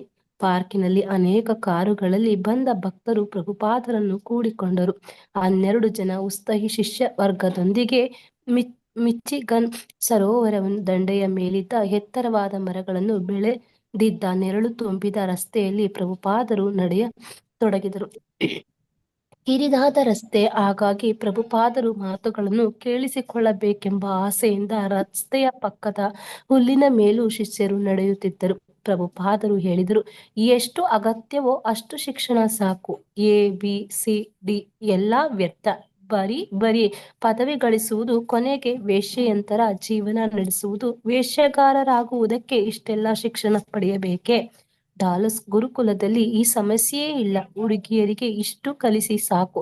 ಹೇಗೆ ವಿಧೇಯಳಾದ ನಿಷ್ಠಳಾದ ಹೆಂಡತಿಯಾಗುವುದು, ಹೇಗೆ ಚೆನ್ನಾಗಿ ಅಡುಗೆ ಮಾಡುವುದು, ನಾನಾ ರೀತಿಯ ಭೋಜನ ಪದಾರ್ಥಗಳನ್ನು ತಯಾರಿಸುವುದು ಅವರು ಕಲಿಯಲಿ. ಇದು ಬಹಳ ಕಷ್ಟವೇ? ಇವೆರಡು ಅರ್ಹತೆಗಳು ನಮ್ಮ ಚರಿತ್ರೆಯಲ್ಲಿ ದಮಯಂತಿ, ಪಾರ್ವತಿ ಮೊದಲಾದ ಮಹಾ ಮಹಿಳೆಯರ ಅನೇಕ ಕಥೆಗಳಿವೆ. ನಮ್ಮ ಹುಡುಗಿಯರು ಈ ಕಥೆಗಳನ್ನು ಓದಬೇಕು. 15-16 ವರ್ಷಕ್ಕೆಲ್ಲ ಅವರಿಗೆ ಮದುವೆ ಮಾಡಬೇಕು. ನಾನು ಹೇಳಿದ 2 ಅರ್ಹತೆಗಳನ್ನು ಗಳಿಸಿದರೆ ಅವರಿಗೆ ಒಳ್ಳೆಯ ಗಂಡನ್ನು ಹುಡುಕುವುದು ಕಷ್ಟವಲ್ಲ. ಮಹಾ ಸುಂದರಿಯಾಗಿರದಿದ್ದರೂ ಪರವಾಗಿಲ್ಲ. ಪವಿತ್ರಳಾದ ಹೆಂಗಸಾಗಿದ್ದರೆ ಸಾಕು. ಪತಿ ಆಕೆಯನ್ನು ಇಷ್ಟಪಡುತ್ತಾನೆ. ಹೆಣ್ಣು ಮಕ್ಕಳನ್ನು ಹಾಗೆ ನೀವು ತಯಾರು ಮಾಡಿ. ಹರೇ ಕೃಷ್ಣ ಮಾತಾಜಿ, ಧನ್ಯವಾದ ಮಾತಾಜಿ. ಹರೇ ಕೃಷ್ಣ ಮಾತಾಜಿ, ಧನ್ಯವಾದ. ಲಕ್ಷ್ಮೀ PM ಮಾತಾಜಿ. ಹರೇ ಕೃಷ್ಣ ಮಾತಾಜಿ. ಹರೇ ಕೃಷ್ಣ, ಓದಿ. ಸ್ತ್ರೀ ಮತ್ತು ಪುರುಷರು ಅಲ್ಲಿಂದ ಅಲ್ಲ ಅದ್ರ ಮೇಲಿನ ಪ್ಯಾರ ಹವಾ ಸೇವನೆಯಿಂದ ಓದ್ತೀನಿ ಮಾತಾಜಿ. ಹವಾ ಸೇವನೆಯಿಂದ ಹಿಂದಿರುಗುವ ಮೊದಲು ಶ್ರೀಲ ಪ್ರಭುಪಾದರು ಎಲ್ಲರೂ ಸ್ವಲ್ಪ ಹೊತ್ತು ಹುಲ್ಲು ಮೈದಾನದಲ್ಲಿ ಕುಳಿತು ಹೋಗಬೇಕೆಂದು ಆಸೆ ಪಟ್ಟರು. ಶಿಷ್ಯರೊಬ್ಬರು ತಾವು ಹೊದ್ದ ಉಣ್ಣೆಯ ಶಾಲನ್ನು ಪ್ರಭುಪಾದರಿಗೆ ಕುಳಿತುಕೊಳ್ಳುವುದಕ್ಕೆ ಹಾಸಿದರು. ಎಲ್ಲ ಶಿಷ್ಯರು ಪ್ರಭುಪಾದರ ಮುಂದೆ ಹುಲ್ಲು ಹಾಸಿನ ಮೇಲೆ ಕೂತರು. ಇಂತಹ ವಿಶೇಷವಾದ ನಿರೀಕ್ಷಿತವಾದ ಸಂದರ್ಭಗಳು ಅವರನ್ನು ಆನಂದ ತುಂದಿಲರನ್ನಾಗಿ ಮಾಡುತ್ತಿದ್ದವು. ದೂರದರ್ಶನ ವಾರ್ತೆ ಅಥವಾ ಚಿಕಾಗೋ ಟ್ರಿಬ್ಯೂನಿನ ವರದಿ ಇಂತಹ ಸಂದರ್ಭದಲ್ಲಿ ಅಸಂಬದ್ಧ ಮತ್ತು ಅಮುಖ್ಯ ಆಗುತ್ತಿದ್ದವು. ಅಂತಹ ಟೀಕಾಕಾರರು ಈಗ ನಮ್ಮೊಂದಿಗಿದ್ದಿದ್ದರೆ ಪ್ರಭುಪಾದರ ಬಗ್ಗೆ ಅವರದ್ದು ತಪ್ಪು ಗ್ರಹಿಕೆ ಎಂಬುದನ್ನು ತಿಳಿಯಬಹುದಾಗಿತ್ತು ಎಂಬುದಾಗಿ ಶಿಷ್ಯರು ಭಾವಿಸಿದರು. ಸ್ತ್ರೀ ಮತ್ತು ಪುರುಷರ ನಡುವಿನ ಸರಿಯಾದ ಸಂಬಂಧವನ್ನು ಕುರಿತು ಪ್ರಭುಪಾದರು ಮಾತಾಡತೊಡಗಿದರು. ಸ್ತ್ರೀ ಮತ್ತು ಪುರುಷರು ಪ್ರತ್ಯೇಕವಾಗಿ ವಾಸ ಮಾಡಬೇಕು. ಬೆಣ್ಣೆ ಮತ್ತು ಬೆಂಕಿಗಳು ಯಾವಾಗಲೂ ಅಂತರದಲ್ಲಿರಬೇಕು. ಇಲ್ಲವಾದರೆ ಬೆಣ್ಣೆ ಕರಗಿ ಹೋಗುತ್ತದೆ. ಅದನ್ನು ನೀವು ತಪ್ಪಿಸುವುದು ಕಷ್ಟ. ಶ್ರೀಲ ಪ್ರಭುಪಾದರೆ, ಶ್ರೀಮದ್ ಭಾಗವತಕ್ಕೆ ಟೀಕೆ ಬರೆಯುವಾಗ ನೀವು ಒಂದು ಮಾತು ಹೇಳಿದ್ದೀರಿ. 50 ವರ್ಷಗಳ ಹಿಂದೆ ಕೂಡ ಭಾರತದಲ್ಲಿ ಒಂದೇ ಮನೆಯಲ್ಲಿ ಸ್ತ್ರೀ ಪುರುಷರು ಪ್ರತ್ಯೇಕ ವಿಭಾಗಗಳಲ್ಲಿ ವಾಸಿಸುತ್ತಿದ್ದರು. ಹಗಲು ಹೊತ್ತಿನಲ್ಲಿ ಪತಿಯಾದವನು ಕೂಡ ತನ್ನ ಪತ್ನಿಯನ್ನು ನೋಡುತ್ತಿರಲಿಲ್ಲ. ನಮ್ಮ ಚಳುವಳಿಯಿಂದ ಇಂತಹ ಒಂದು ವ್ಯವಸ್ಥೆಯನ್ನು ಸಾಧಿಸಬೇಕೆಂದು ನಿಮ್ಮ ಅಭಿಪ್ರಾಯವೇ ಎಂದು ಭಕ್ತರೊಬ್ಬರು ಪ್ರಶ್ನಿಸಿದರು. ಅವರಿಗೆ ಪ್ರಭುಪಾದರು ಉತ್ತರಿಸಿದ್ದು ಹೀಗೆ: ಹೌದು, ಅದು ನಿಜಕ್ಕೂ ಒಳ್ಳೆಯದು. ನಮ್ಮಲ್ಲಿ ಒಂದು ದೃಷ್ಟಾಂತವಿದೆ. ಬೆಣ್ಣೆ ಮತ್ತು ಬೆಂಕಿಯನ್ನು ಆದಷ್ಟು ದೂರದಲ್ಲಿ ಇಡಬೇಕು. ಇಡಲಿಲ್ವಾ ಬೆಣ್ಣೆ ಕರಗಿ ಹೋಗುತ್ತದೆ. ಪುರುಷ ಬೆಣ್ಣೆಯ ಹಾಗೆ, ಸ್ತ್ರೀ ಬೆಂಕಿಯ ಹಾಗೆ. ಅದಕ್ಕಾಗಿ ಅವರು ದೂರವಿರಬೇಕು ಎನ್ನುವ ನಿರ್ಬಂಧವಿತ್ತು.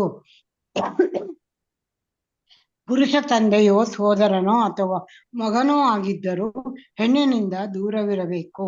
ಮಾತ್ರ ಸ್ಪರ್ಶ ದುಹಿತ್ರ ವಾಹ. ಮಗಳು ತಾಯಿ ಅಥವಾ ತಂಗಿ ಆಗಿದ್ದಲ್ಲಿ ಲೈಂಗಿಕ ಸೆಳೆತ ಉಂಟಾಗುವುದಿಲ್ಲೆಂದು ಜನ ಹೇಳುತ್ತಾರೆ. ಆದರೆ ಶಾಸ್ತ್ರ ಇದನ್ನು ಒಪ್ಪುವುದಿಲ್ಲ. ಸಾಧ್ಯತೆ ಉಂಟು ಎನ್ನುತ್ತದೆ ಅದು. ಆದುದರಿಂದಲೇ ಸ್ತ್ರೀ ಪುರುಷರು ಹತ್ತಿರ ಇರಬಾರದು. ಕೆಲಸಕ್ಕೆ ಬಾರದ ಅವಿವೇಕಗಳಿಗೆ ಮಾತ್ರ ಇದು ಅನ್ವಯಿಸುತ್ತದೆ ಎಂದು ಜನ ಹೇಳಬಹುದು. ಆದರೆ ಮುಂದಿನ ವಾಕ್ಯದಲ್ಲಿ ಶಾಸ್ತ್ರ ಹೇಳುತ್ತದೆ, ಇಲ್ಲ, ವಿದ್ವಾಂಸಂ ಅಪಿ ಕರ್ಷತಿ. ಕೆಳಮಟ್ಟದ ಅವಿವೇಕಿ ಮಾತ್ರವಲ್ಲ, ಮೇಲ್ಮಟ್ಟದ ವಿದ್ವಾಂಸ ಕೂಡ ಹೆಣ್ಣಿನಿಂದ ಆಕರ್ಷಿತನಾಗಬಹುದು. ಬಲವಾನ್ ಇಂದ್ರಿಯ ಗ್ರಾಮೋ ವಿದ್ವಾಂಸಂ ಅಪಿ ಕರ್ಷತಿ. ಮಹಾ ವಿದ್ವಾಂಸನನ್ನು ಕೂಡ ದಾರಿ ತಪ್ಪಿಸುವಷ್ಟು ಇಂದ್ರಿಯಗಳು ಸಮರ್ಥವಾಗಿವೆ. ಹರೇ ಕೃಷ್ಣ ಮಾತಾಜಿ, ಧನ್ಯವಾದಗಳು ಮಾತಾಜಿ. ಹರೇ ಕೃಷ್ಣ. ಸರಿಕಮಲ ಮಾತಾಜಿ, ವಿವರಿಸ್ತೀರಾ? ಮಾತಾಜಿ, ಇನ್ನೊಂದು 4 ಲೈನ್ ಇದೆ, ಅದು ಓದ್ಬಿಟ್ಟು ವಿವರಿಸು ಮಾತಾಜಿ. ಉದಾಹರಣೆ ನೋಡಿ, ಬ್ರಹ್ಮದೇವ ತನ್ನ ಮಗಳಿಂದಲೇ ಆಕರ್ಷಿತನಾದ, ಮೋಹಿನಿ ಮೂರ್ತಿಯಿಂದ ಶಿವಮೋಹಿತನಾದ. ಒಂದು ಕಡೆ ಚೈತನ್ಯ ಮಹಾಪ್ರಭುಗಳು ಹೇಳಿದ್ದಾರೆ, ಹೆಣ್ಣು ಬೊಂಬೆಯನ್ನು ನೋಡಿದರೂ ನಾನು ಆಕರ್ಷಿತನಾಗುತ್ತೇನೆ.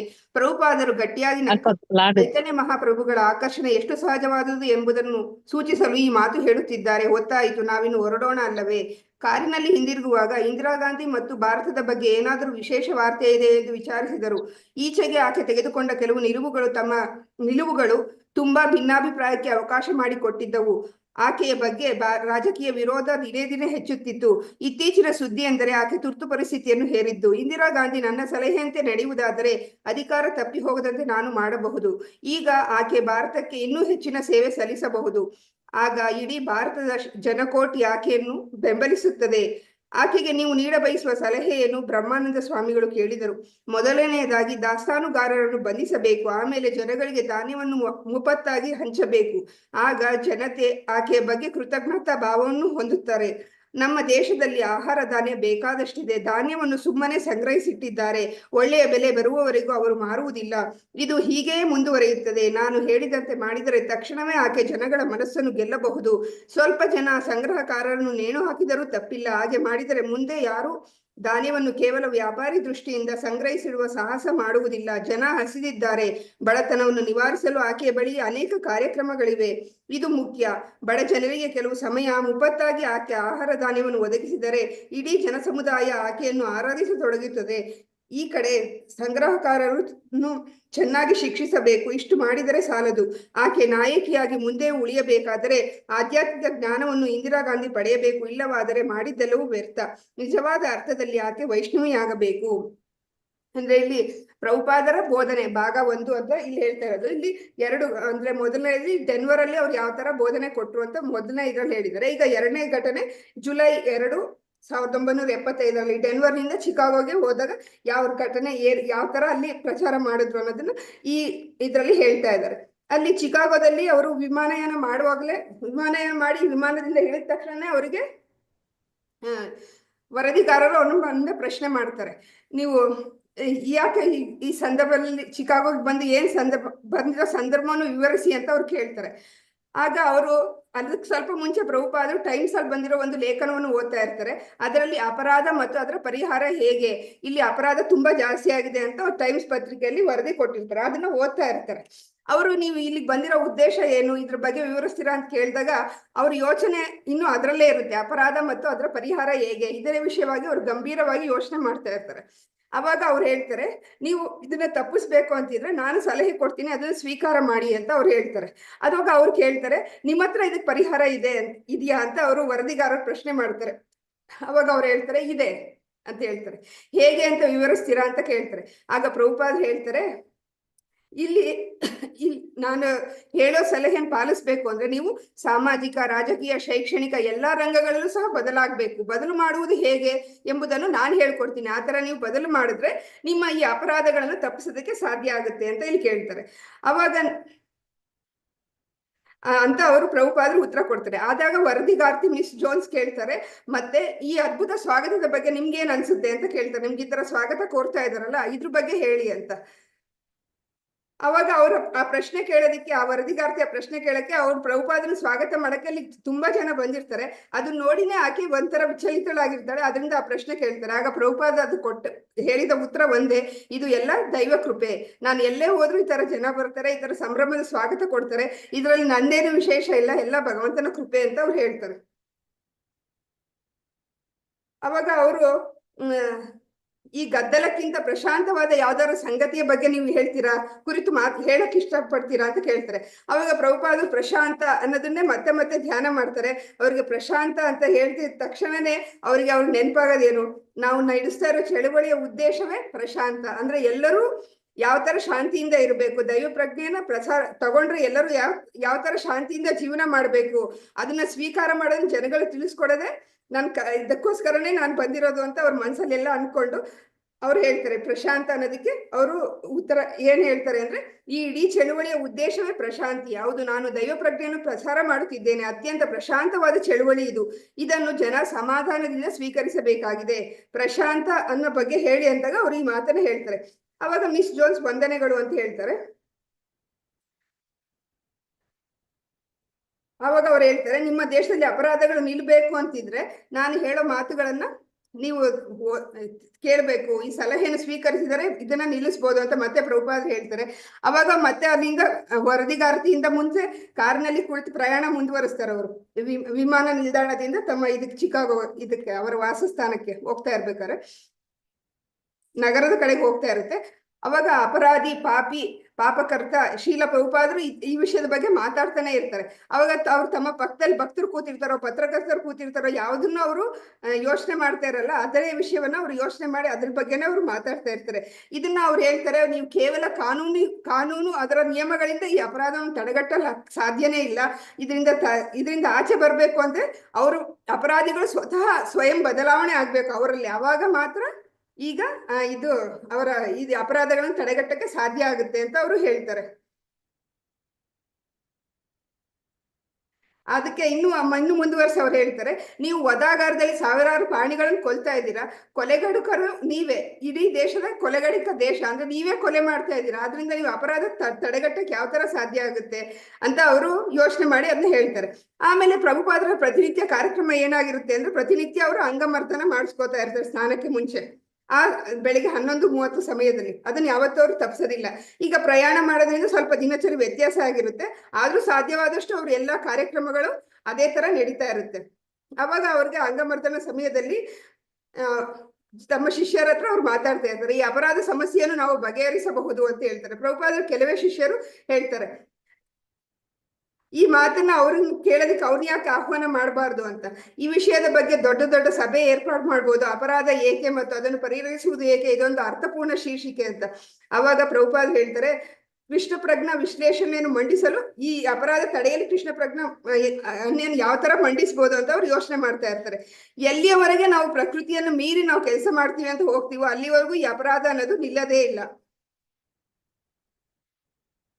ಇಲ್ಲಿ ಟೈಮ್ಸ್ ಪತ್ರಿಕೆಯಲ್ಲಿ ಹೇಳಿದರೆ, ಪ್ರಕಟವಾಗಿರೋ ಲೇಖನ ದಿನೇ ದಿನೇ ಹೆಚ್ಚುತ್ತಿರುವ ಅಪರಾಧ ಪ್ರಮಾಣದ ಬಗ್ಗೆ ದೇಶದ ನಾಯಕರು ಸಹ ಆಶ್ಚರ್ಯಚಕಿತರಾಗಿದ್ದಾರೆ ಮತ್ತು ಈ ಸಮಸ್ಯೆಯನ್ನು ಪರಿಹರಿಸೋದು ನಮ್ಮ ಕೈಲಿ ಆಗಲ್ಲ ಅಂತ ಅವ್ರು ಒಪ್ಕೊಂಡಿದ್ದಾರೆ.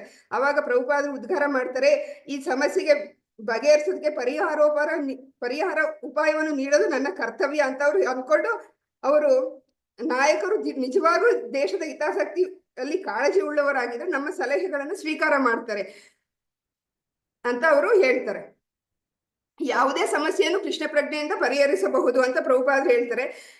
ಇದನ್ನ ಅನೇಕ ಬಾರಿ ಅವರು ಹೇಳಿರ್ತಾರೆ. ಮತ್ತೆ ಅವ್ರಿಗೆ ಸಮಸ್ಯೆಗೆ ಸಿಕ್ಕೊಂಡಾಗ ಅವರು ಕೃಷ್ಣ ಪ್ರಜ್ಞೆ ಅಂದ್ರೆ ಭಗವದ್ಗೀತೆ, ಭಾಗವತವನ್ನ ಅದರಲ್ಲಿ ಬರುವಂತ ಯಾವುದೇ ಒಂದು ಪರಿಹಾರ ಮಾರ್ಗವನ್ನು ಅಳವಡಿಸಿ ಅದರಿಂದ ಪರಿಹಾರವನ್ನು ಸ್ವತಃ ಪ್ರಭುಪಾದರು ಕಂಡುಕೊಂಡಿರ್ತಾರೆ. ಆದ್ರಿಂದ ಈ ಸಮಸ್ಯೆಯನ್ನು ಅವರು ಕೃಷ್ಣ ಪ್ರಜ್ಞೆ ನೆರವಿನಿಂದ ಬಗೆಹರಿಸಬಹುದು ಅಂತ ಅವರು ಹೇಳ್ತಾರೆ. ಇದನ್ನ ಪ್ರಾಮಾಣಿಕ ನಾಯಕರು ಸಹ ಒಪ್ಕೊಂಡಿದ್ದಾರೆ, ನಾವು ಇದನ್ನ ತಡೆಗಟ್ಟಕ್ ಆಗ್ತಾ ಇಲ್ಲ ಅಂತ.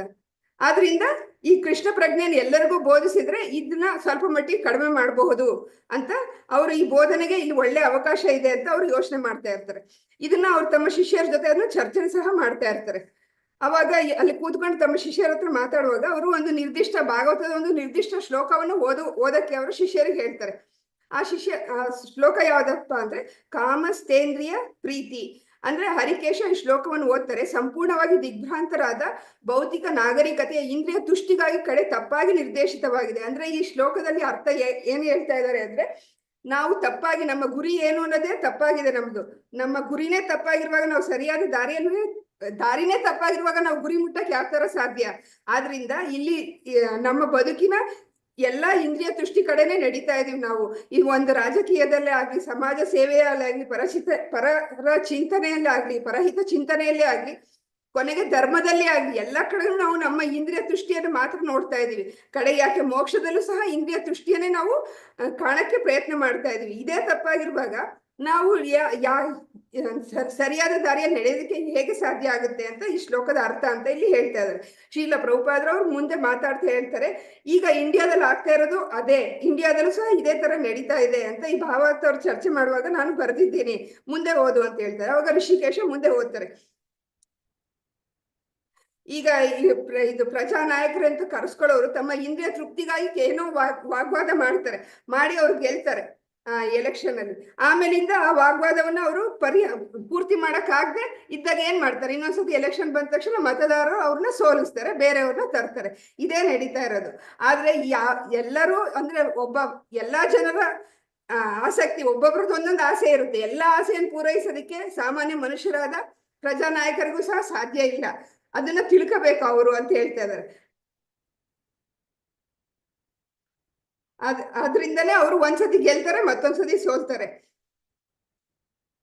ಅದಕ್ಕೋಸ್ಕರನೇ ಈ ದೇಶದಲ್ಲಿ ಸಮಸ್ಯೆಗಳು, ಪರಿಹಾರ ಇಲ್ದಿರೋ ಸಮಸ್ಯೆಗಳು ಇವುಗಳ ಸೃಷ್ಟಿ ಆಗ್ತಾ ಇರೋದು ಇದರಿಂದನೇ. ಆದ್ರಿಂದ ಇವರಿಗೆಲ್ಲ ಕೃಷ್ಣ ಪ್ರಜ್ಞೆಯನ್ನು ಸ್ವೀಕರಿಸಿದ್ರೆ ಈಗ ಗೊಂದಲಕ್ಕೊಳಗಾಗಿರೋ ಜಗತ್ತು ಗೊಂದಲದಿಂದ ಆಚೆ ಬರಕ್ಕೆ ಸಾಧ್ಯ ಆಗುತ್ತೆ. ಆದ್ರಿಂದ ಇದು ನಮ್ಗೆ ಸರಿಯಾಗಿರೋ ಸಮಯ. ಯಾಕೆ ಅಂದ್ರೆ ನಾವು ಕೃಷ್ಣ ಪ್ರಜ್ಞೆಯನ್ನು ಬೋಧನೆ ಮಾಡಕ್ಕೆ ನಮ್ಗೆ ಹೆಚ್ಚು ಹೆಚ್ಚು ಜನ ಸಿಗ್ತಾರೆ. ಯಾಕೆ ಅಂದ್ರೆ ಅವರೆಲ್ಲಾ ಸಮಸ್ಯೆಗಳಿಗೂ ನಮ್ಮಲ್ಲಿ ಪರಿಹಾರ ಇದೆ, ಇದು ಬೋಧನೆಗೆ ತಕ್ಕ ಸಮಯ ಅಂತ ಅವರು ಯೋಚನೆ ಮಾಡ್ತಾ ಇರ್ತಾರೆ. ಈವರೆಗೂ ಇಲ್ಲವರೆಲ್ಲ ಬೇರೆ ಬೇರೆ ಉಪಾಯಗಳನ್ನ ಪ್ರಯತ್ನ ಮಾಡಿದ್ರು, ಆದ್ರೂ ಅವರು ಪರಿಹಾರ ಸಿಕ್ಕಿಲ್ಲ.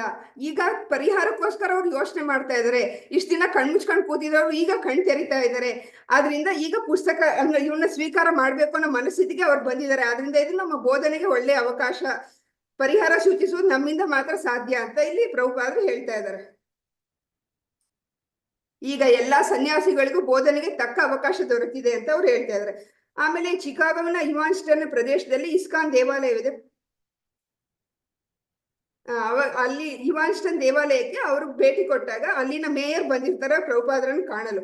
ಅವರು ತಕ್ಷಣವೇ ಕೇಳ್ತಾರೆ, ಲೇಖನದ ಬಗ್ಗೆ ಅವರ ಗಮನ ಸೆಳೀತಾರೆ. ಟೈಮ್ಸ್ ಅಲ್ಲಿ ಬಂದಿತ್ತಲ್ಲ ಅಪರಾಧವನ್ನು ತಡೆಗಟ್ಟೋದು ಹೇಗೆ ಅನ್ನೋದ್ರ ಬಗ್ಗೆ ಅವ್ರ ಗಮನ ಸೆಳೆದಾಗ ಅದಕ್ಕೆ ಪರಿಹಾರ ಏನು ಅಂತ ಅವ್ರು ಕೇಳ್ತಾರೆ. ನೀವು ಹೇಳಿದಿರಲ್ಲ ಅದಕ್ಕೆ ಪರಿಹಾರ ಏನು ಅಂದಾಗ ಅವರು ಪ್ರಥಮ ದರ್ಜೆ ಮನುಷ್ಯನು ತಯಾರು ಮಾಡುವುದೇ ಇದಕ್ಕೆ ಪರಿಹಾರ ಅಂತ ಹೇಳ್ತಾರೆ.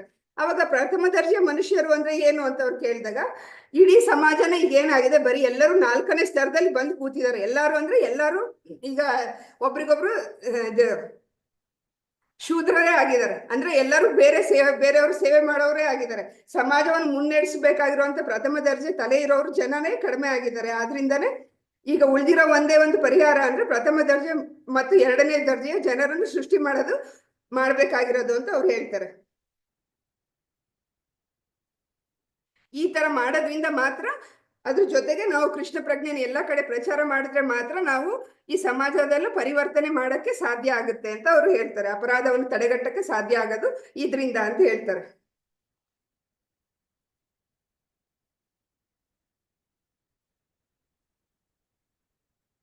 ಆಮೇಲೆ ಅವರು ಆ ಮೇಯರ್ ಹತ್ರ ಕೇಳ್ತಾರೆ, ನಮ್ಗೆ ನಿಮ್ಮ ಸಹಕಾರದಿಂದ ನಮ್ಗೆ ಇಲ್ಲೊಂದು ಒಳ್ಳೆ ಸ್ಥಳ ಬೇಕಾಗಿದೆ ಪ್ರಚಾರ ಮಾಡಕ್ಕೆ.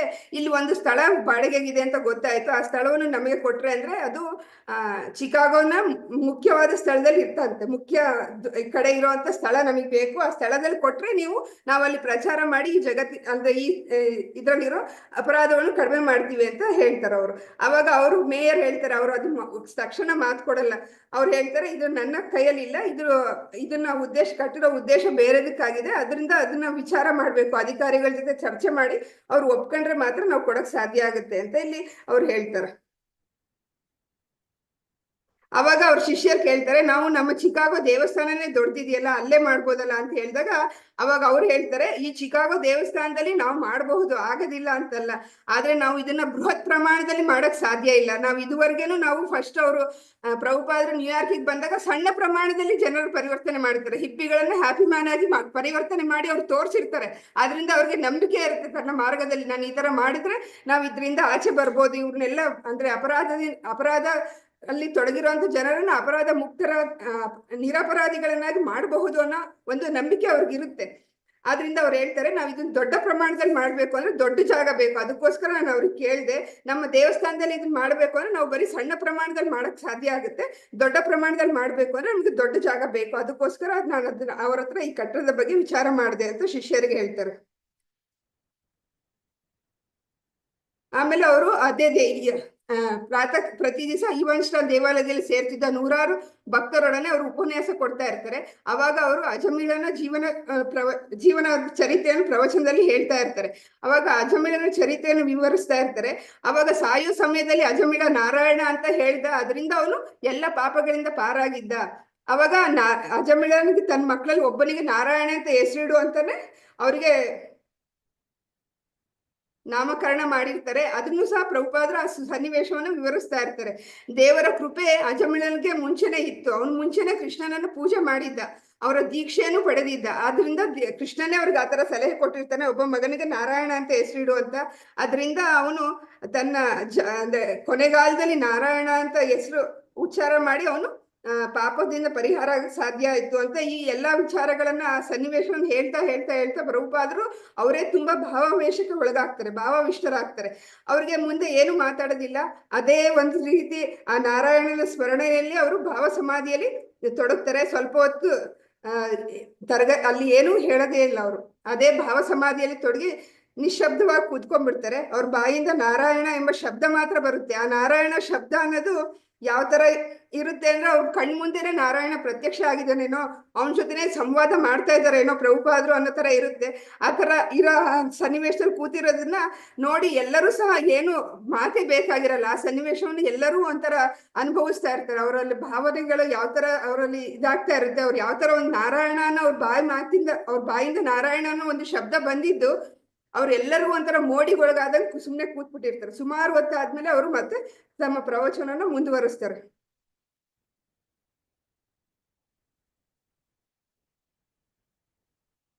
ಈ ಸಂದರ್ಭದಲ್ಲಿ ಪ್ರಭುಪಾದರು ಒಂಥರ ತುಂಬಾ ಸುಪ್ರೀತರಾಗಿರ್ತಾರೆ ಈ ಪ್ರವಚನವನ್ನು ಕೊಡುವಾಗ ಮುಂದೆ.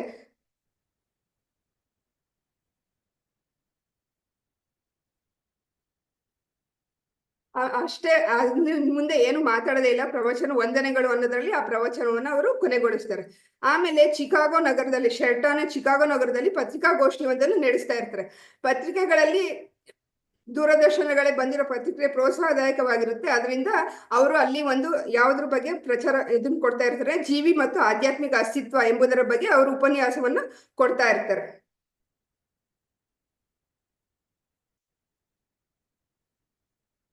ಅವಾಗ ಅವ್ರು ಹೇಳ್ತಾರೆ, ಈ ಉಪನ್ಯಾಸವನ್ನು ಕೊಡ್ತಾ ಹೇಳ್ತಾರೆ, ಈ ಭೌತಿಕದಲ್ಲಿರೋ ಕ್ಲೇಶ ಯಾವುದು, ಪರಿಹಾರ ಮಾಡೋಕ್ಕಾಗದೇ ಇರುವಂತ ಕ್ಲೇಶ ಯಾವುದು ಅನ್ನೋದನ್ನ ಅಲ್ಲಿ ಹೇಳ್ತಾರೆ. ಈಗ ಅದರಿಂದ ಆಚೆ ಬರ್ಬೇಕು ಅಂದ್ರೆ ನಾವು ಆಧ್ಯಾತ್ಮಿಕ ಜಗತ್ತನ್ನು ಹೇಗೆ ಹೊಂದಬಹುದು ಈ ಕಲಿಯುಗದಿಂದ ಅಂತ ಅದ್ರ ಬಗ್ಗೆ ಅವರು ಉಪನ್ಯಾಸವನ್ನು ಕೊಡ್ತಾರೆ. ಯಾರು ಆಧ್ಯಾತ್ಮಿಕ ಗುರಿಯನ್ನು ಸಾಧಿಸಲು ಪ್ರಯತ್ನಿಸ್ತಾರೋ ಅವರು ಮೊದಲನೇ ವರ್ಗದ ಜನ ಎಂದು ವಿವರಿಸುತ್ತಾ ಅವರು ಚಾತುರ್ವರ್ಣ್ಯ 4 ವರ್ಣಗಳ ಬಗ್ಗೆ ಅವರು ಮಾತಾಡ್ತಾರೆ. ಅವಾಗ ಒಬ್ಬ ವರದಿಗಾರ ಅಮೆರಿಕನ್ ಸಂಪ್ರದಾಯಕ್ಕೆ ಈ ಚಾತುರ್ವರ್ಣ್ಯ ಅನ್ನೋದು ಅಪ್ಲೈ ಆಗುತ್ತಾ ಅಂತ ಕೇಳ್ತಾರೆ. ಅವಾಗ ಅವರು ಹೌದು ಆಗುತ್ತೆ, ಅದು ಶಿಕ್ಷಣದಿಂದ ಮಾತ್ರ ಸಾಧ್ಯ ಅಂತ ಪ್ರಭುಪಾದರು ಉತ್ತರ ಕೊಡ್ತಾರೆ. ಅದೇ ಅಮೆರಿಕ ಏನ್ ಮಾಡುತ್ತೆ, ತಂತ್ರಜ್ಞಾನ, ನ್ಯಾಯವಾದಿ ಇಂಥವನ್ನು ಸೃಷ್ಟಿ ಮಾಡುತ್ತೆ. ಆದ್ರೆ ಅದ್ರ ಬದಲು ಅವರು ಸೃಷ್ಟಿ ಮಾಡ್ಬೇಕಾಗಿರೋದು ಏನು, ಮೊದಲನೇ ವರ್ಗದ ಜನ ಅಂದ್ರೆ ಬ್ರಾಹ್ಮಣರು, ವೈದಿಕವನ್ನು ತಿಳಿದಂತ ಜನರನ್ನು ಸೃಷ್ಟಿ ಮಾಡ್ಬೇಕಾಗಿದೆ ಅಂತ ಅವ್ರು ಹೇಳ್ತಾರೆ. ಅವಾಗ ಒಬ್ಬ ಮಹಿಳಾ ವರದಿಗಾರ್ತಿ ಪ್ರಶ್ನೆ ಮಾಡ್ತಾಳೆ, ವರ್ಣಾಶ್ರಮದಲ್ಲಿ ಹೆಣ್ಣಿನ ಸ್ಥಾನ ಏನು, ಹೆಣ್ಣು ಯಾವ ವರ್ಣಕ್ಕೆ ಸೇರ್ತಾರೆ ಅಂತ ಪ್ರಶ್ನೆ ಮಾಡ್ತಾರೆ. ಅವಾಗ ಪ್ರಭುಪಾದರು ಹೇಳ್ತಾರೆ, ಅವಾಗ ಸ್ತ್ರೀಗೆ ಯಾವುದೇ ವರ್ಣ ಇರಲ್ಲ, ಅವನ ಪತಿ ಯಾವ ವರ್ಣಕ್ಕೆ ಸೇರ್ತಾರೋ ಇವರು ಆ ವರ್ಣಕ್ಕೆ ಸೇರ್ತಾರೆ. ಪತಿ ಪ್ರಥಮ ಪ್ರಥಮ ವರ್ಗ ಅಂದ್ರೆ ಬ್ರಾಹ್ಮಣನಾಗಿದ್ರೆ ಆಕೆನೂ ಬ್ರಾಹ್ಮಣರಾಗ್ತಾರೆ. ಅವ್ರು 2ನೇ ವರ್ಗಕ್ಕೆ ಸೇರಿದ್ರೆ ಅವರು 2ನೇ ವರ್ಗ, 3ನೇ ವರ್ಗಕ್ಕೆ ಸೇರಿದ್ರೆ ಅವರು 3ನೇ ವರ್ಗ, 4ನೇ ಸೇರಿದ್ರೆ ಅವರು 4ನೇ ವರ್ಗಕ್ಕೆ ಹೋಗ್ತಾರೆ ಅಂತ ಇವರು ಪ್ರಭುಪಾದರು ಹೇಳ್ತಾರೆ. ಅವಾಗ ಮದ್ವೆ ಆಗದೆ ಇದ್ರೆ ಒಂದ್ ವೇಳೆ ಅವಿವಾಹಿತ ಹೆಣ್ಣಾಗಿದ್ರೆ ಅವಳು ಯಾವ ವರ್ಗಕ್ಕೆ ಸೇರ್ತಾರೆ ಅಂತ ಪ್ರಶ್ನೆ ಮಾಡ್ತಾರೆ. ಅವಾಗ ಪ್ರಭುಪಾದರು ಹೇಳ್ತಾರೆ, ಹೆಣ್ಣಿಗೆ ಯಾವಾಗ್ಲೂ ರಕ್ಷಣೆ ಬೇಕು. ಕುಮಾರಿಯಾಗಿದ್ದಾಗ ತಂದೆ ಆಶ್ರಯದಲ್ಲಿ, ತರುಣಿಯಾಗಿದ್ದಾಗ ಪತಿಯ ಆಶ್ರಯದಲ್ಲಿ, ವೃದ್ಧಾಪ್ಯದಲ್ಲಿ ಮಕ್ಕಳ ಆಶ್ರಯದಲ್ಲಿ ಇರಬೇಕು ಅಂತ ಅವ್ರು ಹೇಳ್ತಾರೆ. ಅವಾಗ ಮಹಿಳಾ ವರದಿಗಾರ್ತಿ ಹೇಳ್ತಾರೆ, ಈಗ ಇಂದಿರಾ ಗಾಂಧಿ ಹೆಣ್ಣಾಗಿರೋದ್ರಿಂದ ಅವರು ಅನೇಕ ಸಂಕಷ್ಟಕ್ಕೆ ಗುರಿಯಾಗಿದ್ದಾಳ ಅಂತ ಅವರು ಕೇಳ್ತಾರೆ. ಅವಾಗ ಪ್ರಭುಪಾದರು ನಗುತ್ತಾ ಉತ್ತರಿಸ್ತಾರೆ, ಹೇಳ್ತಾರೆ, ನಾನು ತುರ್ತು ಪರಿಸ್ಥಿತಿ ಇಂಥ ವಿಷಯಗಳ ಬಗ್ಗೆ ಮಾತಾಡ್ಲಿ ಅಂತ ನೀವು ನನ್ನ ಹತ್ರ ಪ್ರಶ್ನೆ ಮಾಡ್ತಾ ಇದ್ದೀರಾ. ಆದ್ರೆ ಹೇಳ್ತಾರೆ, ಚಾಣಕ್ಯ ಪಂಡಿತನ ಪ್ರಕಾರ ಯಾವಾಗ್ಲೂ ನಾವು ಹೆಣ್ಣು ಮತ್ತೆ ರಾಜಕೀಯ ಇವೆರಡನ್ನು ನಾವು ನಂಬಾರ್ದು ಅಂತ ಅವ್ರು ಹೇಳ್ತಾರೆ. ಸ್ತ್ರೀಯರ ಬಗ್ಗೆ ಆ ಥರ ಅವ್ರು ಮಾತಾಡಿದ್ದು ಒಂದು ದೊಡ್ಡ ವಿವಾದಕ್ಕೆ ಸೃಷ್ಟಿಯಾಗುತ್ತೆ. ಇದೇ ವಿಷಯವಾಗಿ ಕೆಲವೇ ಗಂಟೆಗಳಲ್ಲಿ ಇವರ ಈ ಸಂವಾದ ಆಕಾಶವಾಣಿ ಮತ್ತೆ ದೂರದರ್ಶನ ಕೇಂದ್ರಗಳಲ್ಲಿ ಪ್ರಚಾರ ಆಗುತ್ತೆ. ಅದರಿಂದ ಕೆಲವೊಬ್ರು ಅವರ ಪ್ರಚಾರಕ್ಕೆ ಇಷ್ಟ ಆದವರು ಬಂದವ್ರನ್ನ ಸಂದರ್ಶನ ಮಾಡ್ತಾರೆ. ಕೆಲವೊಬ್ರು ಅವ್ರ ಮಾತುಗಳು ಇಷ್ಟ ಆಗದೆ ಇರೋರು ಅವ್ರ ಸಂದರ್ಶನವನ್ನ ಕ್ಯಾನ್ಸಲ್ ಮಾಡ್ತಾರೆ. ನಾವು ಅವರ ಭೇಟಿಯನ್ನ ನಾವು ಮಾಡೋದಿಲ್ಲ, ಅವ್ರ ಸಂದರ್ಶನವನ್ನು ನಮ್ಮ ಇದರಲ್ಲಿ ಹೇಳೋದಿಲ್ಲ ಅಂತ ಅವ್ರು ಹೇಳ್ತಾರೆ. ಹಾಗೆ ಈಗ ಚಿಕಾಗೋನ ಹೆಣ್ಣಿನ ಬಗ್ಗೆ ಅವ್ರು ವ್ಯಕ್ತಪಡಿಸಿದ ವಿಚಾರ ಅಲ್ಲಿ ಒಂದು ದೊಡ್ಡ ಚರ್ಚೆಗೆ ಕಾರಣ ಆಗುತ್ತೆ. ಅವಾಗ ಆ ಸಮಯದಲ್ಲಿ ಅಮೆರಿಕ ಸ್ವತಂತ್ರವಾದಿ ಚಳುವಳಿ ಪ್ರವರ್ಧಮಾನಕ್ಕೆ ಬರ್ತಾ ಇತ್ತು. ಅಲ್ಲಿ ಅಮೆರಿಕದಲ್ಲಿ ಸ್ತ್ರೀ ಯಾವಾಗ್ಲೂ ಸ್ವತಂತ್ರವಾಗಿರ್ಬೇಕು ಅನ್ನೋ ವಿಚಾರ ಅವಾಗ ದೊಡ್ಡದಾಗಿ ಪ್ರಚಾರ ಆಗ್ತಾ ನಡೀತಾ ಇರುವಂತ ಸಮಯ ಇವ್ರು ಪ್ರಭುಪಾದರು ಈ ಮಾತುಗಳನ್ನ ಹೇಳಿದಾಗ. ಆದ್ರೆ ಇವರು ಅದನ್ನ ಅಂದ್ರೆ ತಮ್ಮ ಇದ್ರಲ್ಲಿ ಹೇಳಿರೋದನ್ನ ವೈದಿಕ ಆಚಾರದಲ್ಲಿ ಏನಿರುತ್ತೋ ಅದನ್ನ ಹೇಳೋದಕ್ಕೆ ಅವ್ರು ಪ್ರಭುಪಾದರು ಹಿಂಜರಿಯೋದೇ ಇಲ್ಲ. ಅವ್ರು ನಾನು ಸುಳ್ಳು ಹೇಳಲ್ಲ, ನಾನು ಕೃಷ್ಣ ಪ್ರಜ್ಞೆ ಅಲ್ಲಿ ಏನ್ ಹೇಳಿದ್ಯೋ ಶಾಸ್ತ್ರದಲ್ಲಿ ಅದನ್ನೇ ನಾನು ಮುಂದೆ ಜನಗಳ ಮುಂದೆ ಹೇಳ್ತೀನಿ, ಅವ್ರು ಹೆಂಗಾರು ಸ್ವೀಕಾರ ಮಾಡ್ಲಿ ಅಂತ ಅವ್ರು ಹೇಳ್ತಾರೆ. ಆದ್ರೆ ಇವ್ರು ಈ ಮಾತನ್ನ ನಡೆಯುವಾಗ ಅಲ್ಲಿಗೆ ಅವ್ರದ್ದು ಸಂವಾದ ಅಲ್ಲಿಗೆ ನಿಂತಿರುತ್ತಲ್ಲ, ಅವಾಗ ಪ್ರಭುಪಾದರು ಭಕ್ತರಿಗೆ ತುಂಬಾ ಬೇಜಾರಾಗುತ್ತೆ. ಯಾಕಪ್ಪ ಅಂದ್ರೆ ಇವರು ಆಧ್ಯಾತ್ಮಿಕ ಸಮಾನತೆಯ ಬಗ್ಗೆ ಸಂದರ್ಶನದಲ್ಲಿ ಮುಂದುವರ್ಸೋದಕ್ಕೆ ಇವರು ಅವಕಾಶನೇ ಕೊಡ್ಲಿಲ್ಲ, ಇವ್ರು ಇದನ್ನೇ ಬೇರೆ ಬೇರೆ ವಿಷಯನೇ ಮಾತಾಡಿದ್ರು ಅಂತ ಅವರು ಬೇಜಾರು ಮಾಡ್ಕೊಂಡಿರ್ತಾರೆ. ಅವಾಗ ಅವರು ಅವರ ಕೋಣೆಯಲ್ಲಿ ಕೇಳ್ತಾರೆ, ಸ್ತ್ರೀ ಪುರುಷ ಇಬ್ರು ಸಮಾನರ ಏನು ಅಂತ. ಅವಾಗ ಹೇಳ್ತಾರೆ, ಹಂಗಾದ್ರೆ ಸ್ತ್ರೀ ಮಾತ್ರ ಗರ್ಭಿಣಿ ಆಗ್ತಾರೆ, ಗಂಡು ಗರ್ಭಿಣಿ ಆಗ್ಬಾರ್ದಾ ಅಂತ ಪ್ರಶ್ನೆ ಮಾಡ್ತಾರೆ. ಅವಾಗ ಆತರ ಸಾಧ್ಯನಾ, ಸ್ತ್ರೀ ಮಾತ್ರನೇ ಗರ್ಭಿಣಿ ಆಗಕ್ ಸಾಧ್ಯ ಅಂತ ಕೇಳ್ತಾರೆ. ಅವಾಗ ಭಕ್ತರೊಬ್ರು ಹೇಳ್ತಾರೆ, ಸ್ತ್ರೀ ಮಾತ್ರ ಗರ್ಭಿಣಿ ಆಗಕ್ ಸಾಧ್ಯ, ನಾನು ಒಪ್ಕೋತೀನಿ, ಆದ್ರೆ ಅವ್ರು ಗರ್ಭ ನಿರೋಧಕವನ್ನು ಬಳಸ್ತಾರಲ್ಲ, ನಮ್ಮ ಮಕ್ಳು ಬೇಡ ಅಂತಾರಲ್ಲ ಅಂತಾಗ ಅವರು ಇನ್ನೂ ಒಂದು ಪಾಪ ಮಾಡ್ತಾ ಇದಾರೆ ಆಗಿದ್ರೆ ಅವರು ಅಂತ ಹೇಳ್ತಾರೆ. ಈ ಸ್ತ್ರೀ ವಿಮೋಚನೆಯಿಂದ ಏನಾಗಿದೆ, ಅಮೆರಿಕದ ಜನ ದಾರಿ ತಪ್ಪಿದ ಜನರಾಗಿದ್ದಾರೆ. ಅದರಿಂದ ಏನಾಗಿದೆ, ವರ್ಣಸಂಕರ ಆಗಿದೆ. ಅದರಿಂದ ಇದು ಅಂದ್ರೆ ಮಕ್ಕಳೆಲ್ಲ ದಾರಿ ತಪ್ಪದವ್ರಾಗಿದ್ದಾರೆ. ಈ ತರ ದಾರಿ ತಪ್ಪದವ್ರಿಗೆ ಸರ್ಕಾರ ಆಶ್ರಯ ಕೊಡ್ತೀನಿ ಅಂತ ಹೇಳ್ತಾ ಇದೆ. ಆದ್ರೆ ಅದು ತಪ್ಪು. ಹೆಣ್ಣನ್ನು ನೋಡ್ಕೋಬೇಕಾಗಿರೋದು ಗಂಡಿನ ಅಂದ್ರೆ ಪತಿಯ ಕರ್ತವ್ಯ, ಹೆಂಡತಿಯನ್ನು ನೋಡ್ಕೋಬೇಕಾಗಿರೋದು, ಮಕ್ಕಳನ್ನ ಸಾಕ್ಬೇಕಾಗಿರೋದು ಗಂಡಿನ ಅಂದ್ರೆ ಪತಿಯ ಕರ್ತವ್ಯ ಆಗಿರುತ್ತೆ. ಇದನ್ನ ಬಿಟ್ಟು ನಾವು ಮೀರಿ ನಡೀತೀವಿ ಅಂದ್ರೆ ಅದರಿಂದ ಬೇರೆ ಬೇರೆ ಸಮಸ್ಯೆಗಳಿಗೆ ಕಾರಣ ಆಗುತ್ತೆ. ಈಗ ನಿಮ್ಮ ಅಮೆರಿಕದಲ್ಲಿ ಆಗ್ತಾ ಇರೋದು ಅದೇನೆ. ನೀವು ಏನ್ ಹೇಳ್ತೀರಾ, ಈಗ ಅವ್ನು ಬಿಟ್ಟೋಗಿರೋ ಗಂಡ ಬಿಟ್ಟೋಗಿದ್ದಾನೆ ಅನ್ನೋ ಮಕ್ಳನ್ನೆಲ್ಲ ಸರ್ಕಾರ ಸಾಕ್ತಾ ಇದೆ ಅಂದ್ರೆ ಅದಕ್ಕೆ ಸರ್ಕಾರಕ್ಕೊಂದು ಹೊರೆನೆ. ಅವ್ರು ಮಾಡ್ಬೇಕಾಗಿರೋ ಕೆಲಸ, ಗಂಡ ಮಾಡ್ಬೇಕಾಗಿರೋ ಕೆಲಸ ಅವ್ರು ಮಾಡ್ತಾರೆ ಅಂದ್ರೆ ಅದು ಹೊರೆ. ಮತ್ತೆ ಆ ಮಕ್ಳಿಗೆ ತಂದೆ ಮಾರ್ಗದರ್ಶನ ಇಲ್ಲದೆ ಅವ್ರ ಮಕ್ಳು ಬೆಳೀತಾ ಇರೋದ್ರಿಂದ ಅವ್ರ ಸಮಾಜಕ್ಕೆ ಸಹ ಒಳ್ಳೆ ಮಕ್ಳು ಸಹ ಆಗೋದಿಲ್ಲ ಅಂತ ಅವ್ರು ಹೇಳ್ತಾರೆ. ಅವಾಗ ಈ ವರ್ಣಾಶ್ರಮ ವ್ಯವಸ್ಥೆಯಲ್ಲಿ ಮತ್ತೆ ಈ ಪ್ರಭುಪಾದರು ಈ ತರ ಬಗ್ಗೆ ಸ್ತ್ರೀಯರ ಬಗ್ಗೆ ಮಾತಾಡಿದನ್ನೆಲ್ಲ ನೋಡಿ ಅವ್ರನ್ನ ಸಂದರ್ಶನ ಮಾಡಕ್ ಬಂದಿರೋವಂತ ಒಬ್ರು ಹೆಣ್ಮಗಳು ಅವ್ರಿಗೆ ತುಂಬಾ ಇದಾಗುತ್ತೆ. ಅವ್ರ ಬಗ್ಗೆ ತುಂಬಾ ಒಂಥರ ಬರೀತಾರೆ, ಒಬ್ಬ ದುರಹಂಕಾರಿ ಮನುಷ್ಯ ಅನ್ನೋ ತರ ಅವ್ರು ಬರೀತಾರೆ, ಪುರುಷ ದುರಹಂಕಾರಿ ಅನ್ನೋ ತರ. ಅಂದ್ರೆ ಇಂಥವ್ರು ಬಂದಿದ್ದಾರೆ, 77 ವರ್ಷ ವಯಸ್ಸಿನ ವೃದ್ಧರು, ಕೃಷ್ಣ ಸಂಘ ಸಂಸ್ಥಾಪಕರು. ಅವರು ಈ ತರ ಮಾಡೋ ಮುಂದೆ ಅವ್ರು ಏನ್ ಮಾಡ್ತಾ ಇದ್ರೆ, ಭೌತಿಕ ವಸ್ತುಗಳ ತ್ಯಾಗ ಮಾಡಿ ಮತ್ತೆ ದೈವ ಪ್ರೀತಿ ಗಳಿಸ್ಬೇಕು ಅಂದ್ರೆ ಪ್ರೀತಿಯಿಂದ ಮಾತ್ರ ಸಾಧ್ಯ ಅಂತ ಪ್ರಚಾರ ಮಾಡ್ತಾ ಇದ್ದಾರೆ. ಅವ್ರು ಮಾತ್ರ ದುಬಾರಿ ಅನ್ನೋ ಒಂದು ಮೆತ್ತನೆ ಹಾಸಿಗೆ ಮೇಲೆ ಕೂತಿದ್ದಾರೆ ಅಂತ ದೊಡ್ಡ ಹೋಟ್ಲಲ್ಲಿ ಅವ್ರು ಉಳ್ಕೊಂಡಿದ್ದಾರೆ, ಮತ್ತೆ ಓಡಾಡಕ್ಕೆ ದೊಡ್ಡ ಕಾರ್ನ ಉಪಯೋಗಿಸ್ತಾ ಇದ್ದಾರೆ. ಈ ತರ ಎಲ್ಲ ಬರೀತಾರೆ. ಅವ್ರನ್ನ ಸಂದರ್ಶನ ಮಾಡ್ಕೊಂಡು ಹೋಗಿ ಪ್ರಭುಪಾದರು ಸ್ತ್ರೀಯರ ಬಗ್ಗೆ ಈ ತರ ಹೇಳಿದಾಗ ಅವ್ರು ಯಾವಾಗನು ನಮ್ಮ ಇದ್ರಲ್ಲಿ ಹೇಳಿದೆ, ವೈದಿಕ ಸಾಹಿತ್ಯದಲ್ಲಿ ಹೇಳಿದೆ, ಸ್ತ್ರೀ ಯಾವಾಗ್ಲೂ ಗಂಡನ ಆಶ್ರಯದಲ್ಲೇ ಇರ್ಬೇಕು, ಗಂಡಿನ ಆಶ್ರಯದಲ್ಲೇ ಇರ್ಬೇಕು. ಅದಕ್ಕೆ ಅವ್ರು ಉದಾಹರಣೆನೂ ಸಹ ಕೊಡ್ತಾರೆ. ಈಗ ನಮ್ಮ ಮಹಾಭಾರತದಲ್ಲಿ ಕುಂತಿ ಮತ್ತೆ ಸೀತೆ ಇವರೆಲ್ಲರೂ ಆದರ್ಶ ಮಹಿಳೆಯರಾಗಿದ್ರು. ಆದ್ರೂ ಸಹ ಅವರು ಅದು ಯಾವ ತರ ಇದ್ರು, ಗಂಡನ ಆಶ್ರಯದಲ್ಲೇ ಇದ್ರು. ಈಗ ಕುಂತಿದೇವಿ ಗಂಡ ಸತ್ತಿದ್ರು ಮಕ್ಕಳ ಆಶ್ರಯದಲ್ಲಿ ಇರ್ಬೇಕು ಅಂತ ಹೇಳಿದ್ರು, ಅದೇ ತರ ಅವರು ಮಕ್ಕಳ ಆಶ್ರಯದಲ್ಲೇ ಇದ್ದು ನಡೆದು ಅವರ ಜೀವನವನ್ನು ನಡೆಸಿ ತೋರಿಸಿದ್ದಾರೆ ಅಂತ ಅವ್ರ ಉದಾಹರಣೆಗಳನ್ನೆಲ್ಲ ಅವ್ರಿಗೆ ಕೊಡ್ತಾರೆ. ಅವಾಗ ಅವ್ರು ಇನ್ನೂ ಒಂದು ಪ್ರಶ್ನೆ ಕೇಳ್ತಾರೆ, ಅವಾಗ ಈಗಿನ ಸ್ತ್ರೀಯರು ಆತರ ಇರಲ್ವಲ್ಲ ಅಂತ.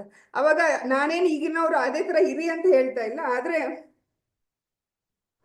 ಒಂದು ವೇಳೆ ಅಂದ್ರೆ ಅವ್ರು ಕಟ್ಕೊಂಡಿರೋ ಗಂಡ ಆಗಿರೋರು ಅವ್ರನ್ನ ಕಡೆಗಣಿಸಿ ಅವ್ರನ್ನ ಸರಿಯಾಗಿ ನೋಡ್ಕೊಳ್ತಿಲ್ಲ ಅಂದ್ರೆ ಅವ್ರು ಅದರಿಂದ ಆಚೆ ಬರಬಹುದು, ಆದ್ರೆ ಅವ್ರಿಗೆ ಸ್ವತಂತ್ರವಾಗಿರಕ್ಕೆ ಸಾಧ್ಯ ಇಲ್ಲ ಅಂತ ಮಾತ್ರ ಅವರು ಹೇಳ್ತಾರೆ.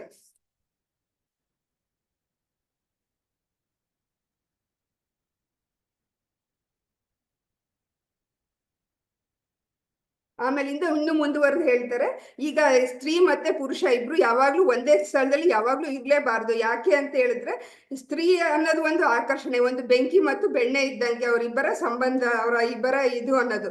ಅವರು ಈ ಕೆಲವೊಬ್ರು ಹೇಳ್ತಾರೆ ತಂದೆ ತಾಯಿ ಮಗಳು ಆಗಿದ್ರೆ ಒಂದೇ ಕಡೆ ಇರ್ಬೋದು ಅಂತ, ಆದ್ರೆ ಅದು ಇಲ್ಲ. ಇದಕ್ಕೆ ಅವರು ವೈದಿಕ ಉದಾಹರಣೆ ಕೊಡ್ತಾರೆ, ಬಲವಾನ್ ಇಂದ್ರಿಯೋ ಗ್ರಾಮೋ ವಿದ್ವಾಂಸಂ ಅಪಿ ಕರ್ಷತಿ. ಈ ಇಂದ್ರಿಯಗಳು ಎಷ್ಟು ಬಲವಾನ್ ಅಂದ್ರೆ ಎಷ್ಟು ಶಕ್ತಿಶಾಲಿ ಅಂದ್ರೆ ವಿದ್ವಾಂಸರು ಸಹ ದಾರಿ ತಪ್ಪುವಂಗ್ ಮಾಡುತ್ತೆ. ಆದ್ರಿಂದ ಇವರಿಬ್ರು ಒಂದೇ ಕಡೆ ವಾಸ ಮಾಡೋದು ತುಂಬಾ ತಪ್ಪು ಅಂತ ಇಲ್ಲಿ ಹೇಳ್ತಾರೆ. ಅದಕ್ಕೂ ಸಹ ಉದಾಹರಣೆ ಕೊಡ್ತಾರೆ.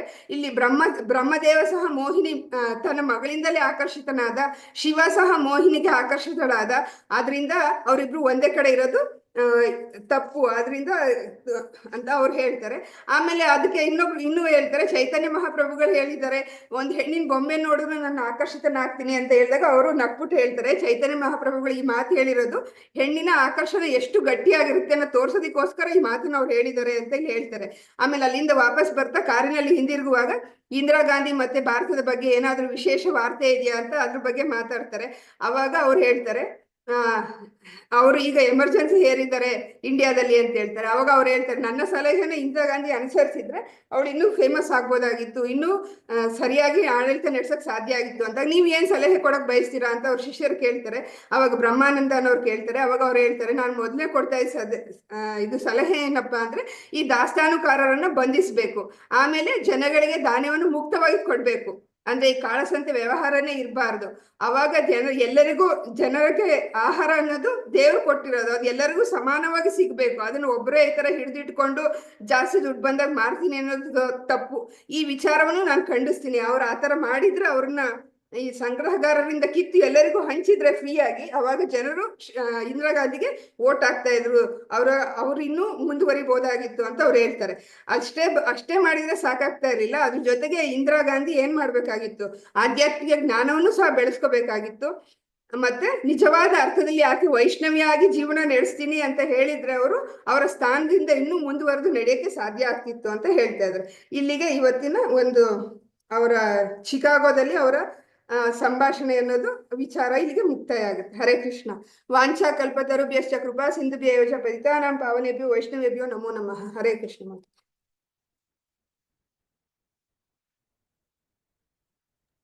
ಹರೇ ಕೃಷ್ಣ ಮಾತಾಜಿ, ಧನ್ಯವಾದಗಳು.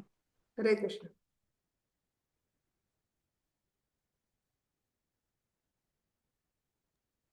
ಎಂಡ್ ಮಾಡ್ಲಾ? ಮಾತಾಜಿ. ಹರೇ ಕೃಷ್ಣ. ಕೃಷ್ಣ ಮಾತಾಜಿ.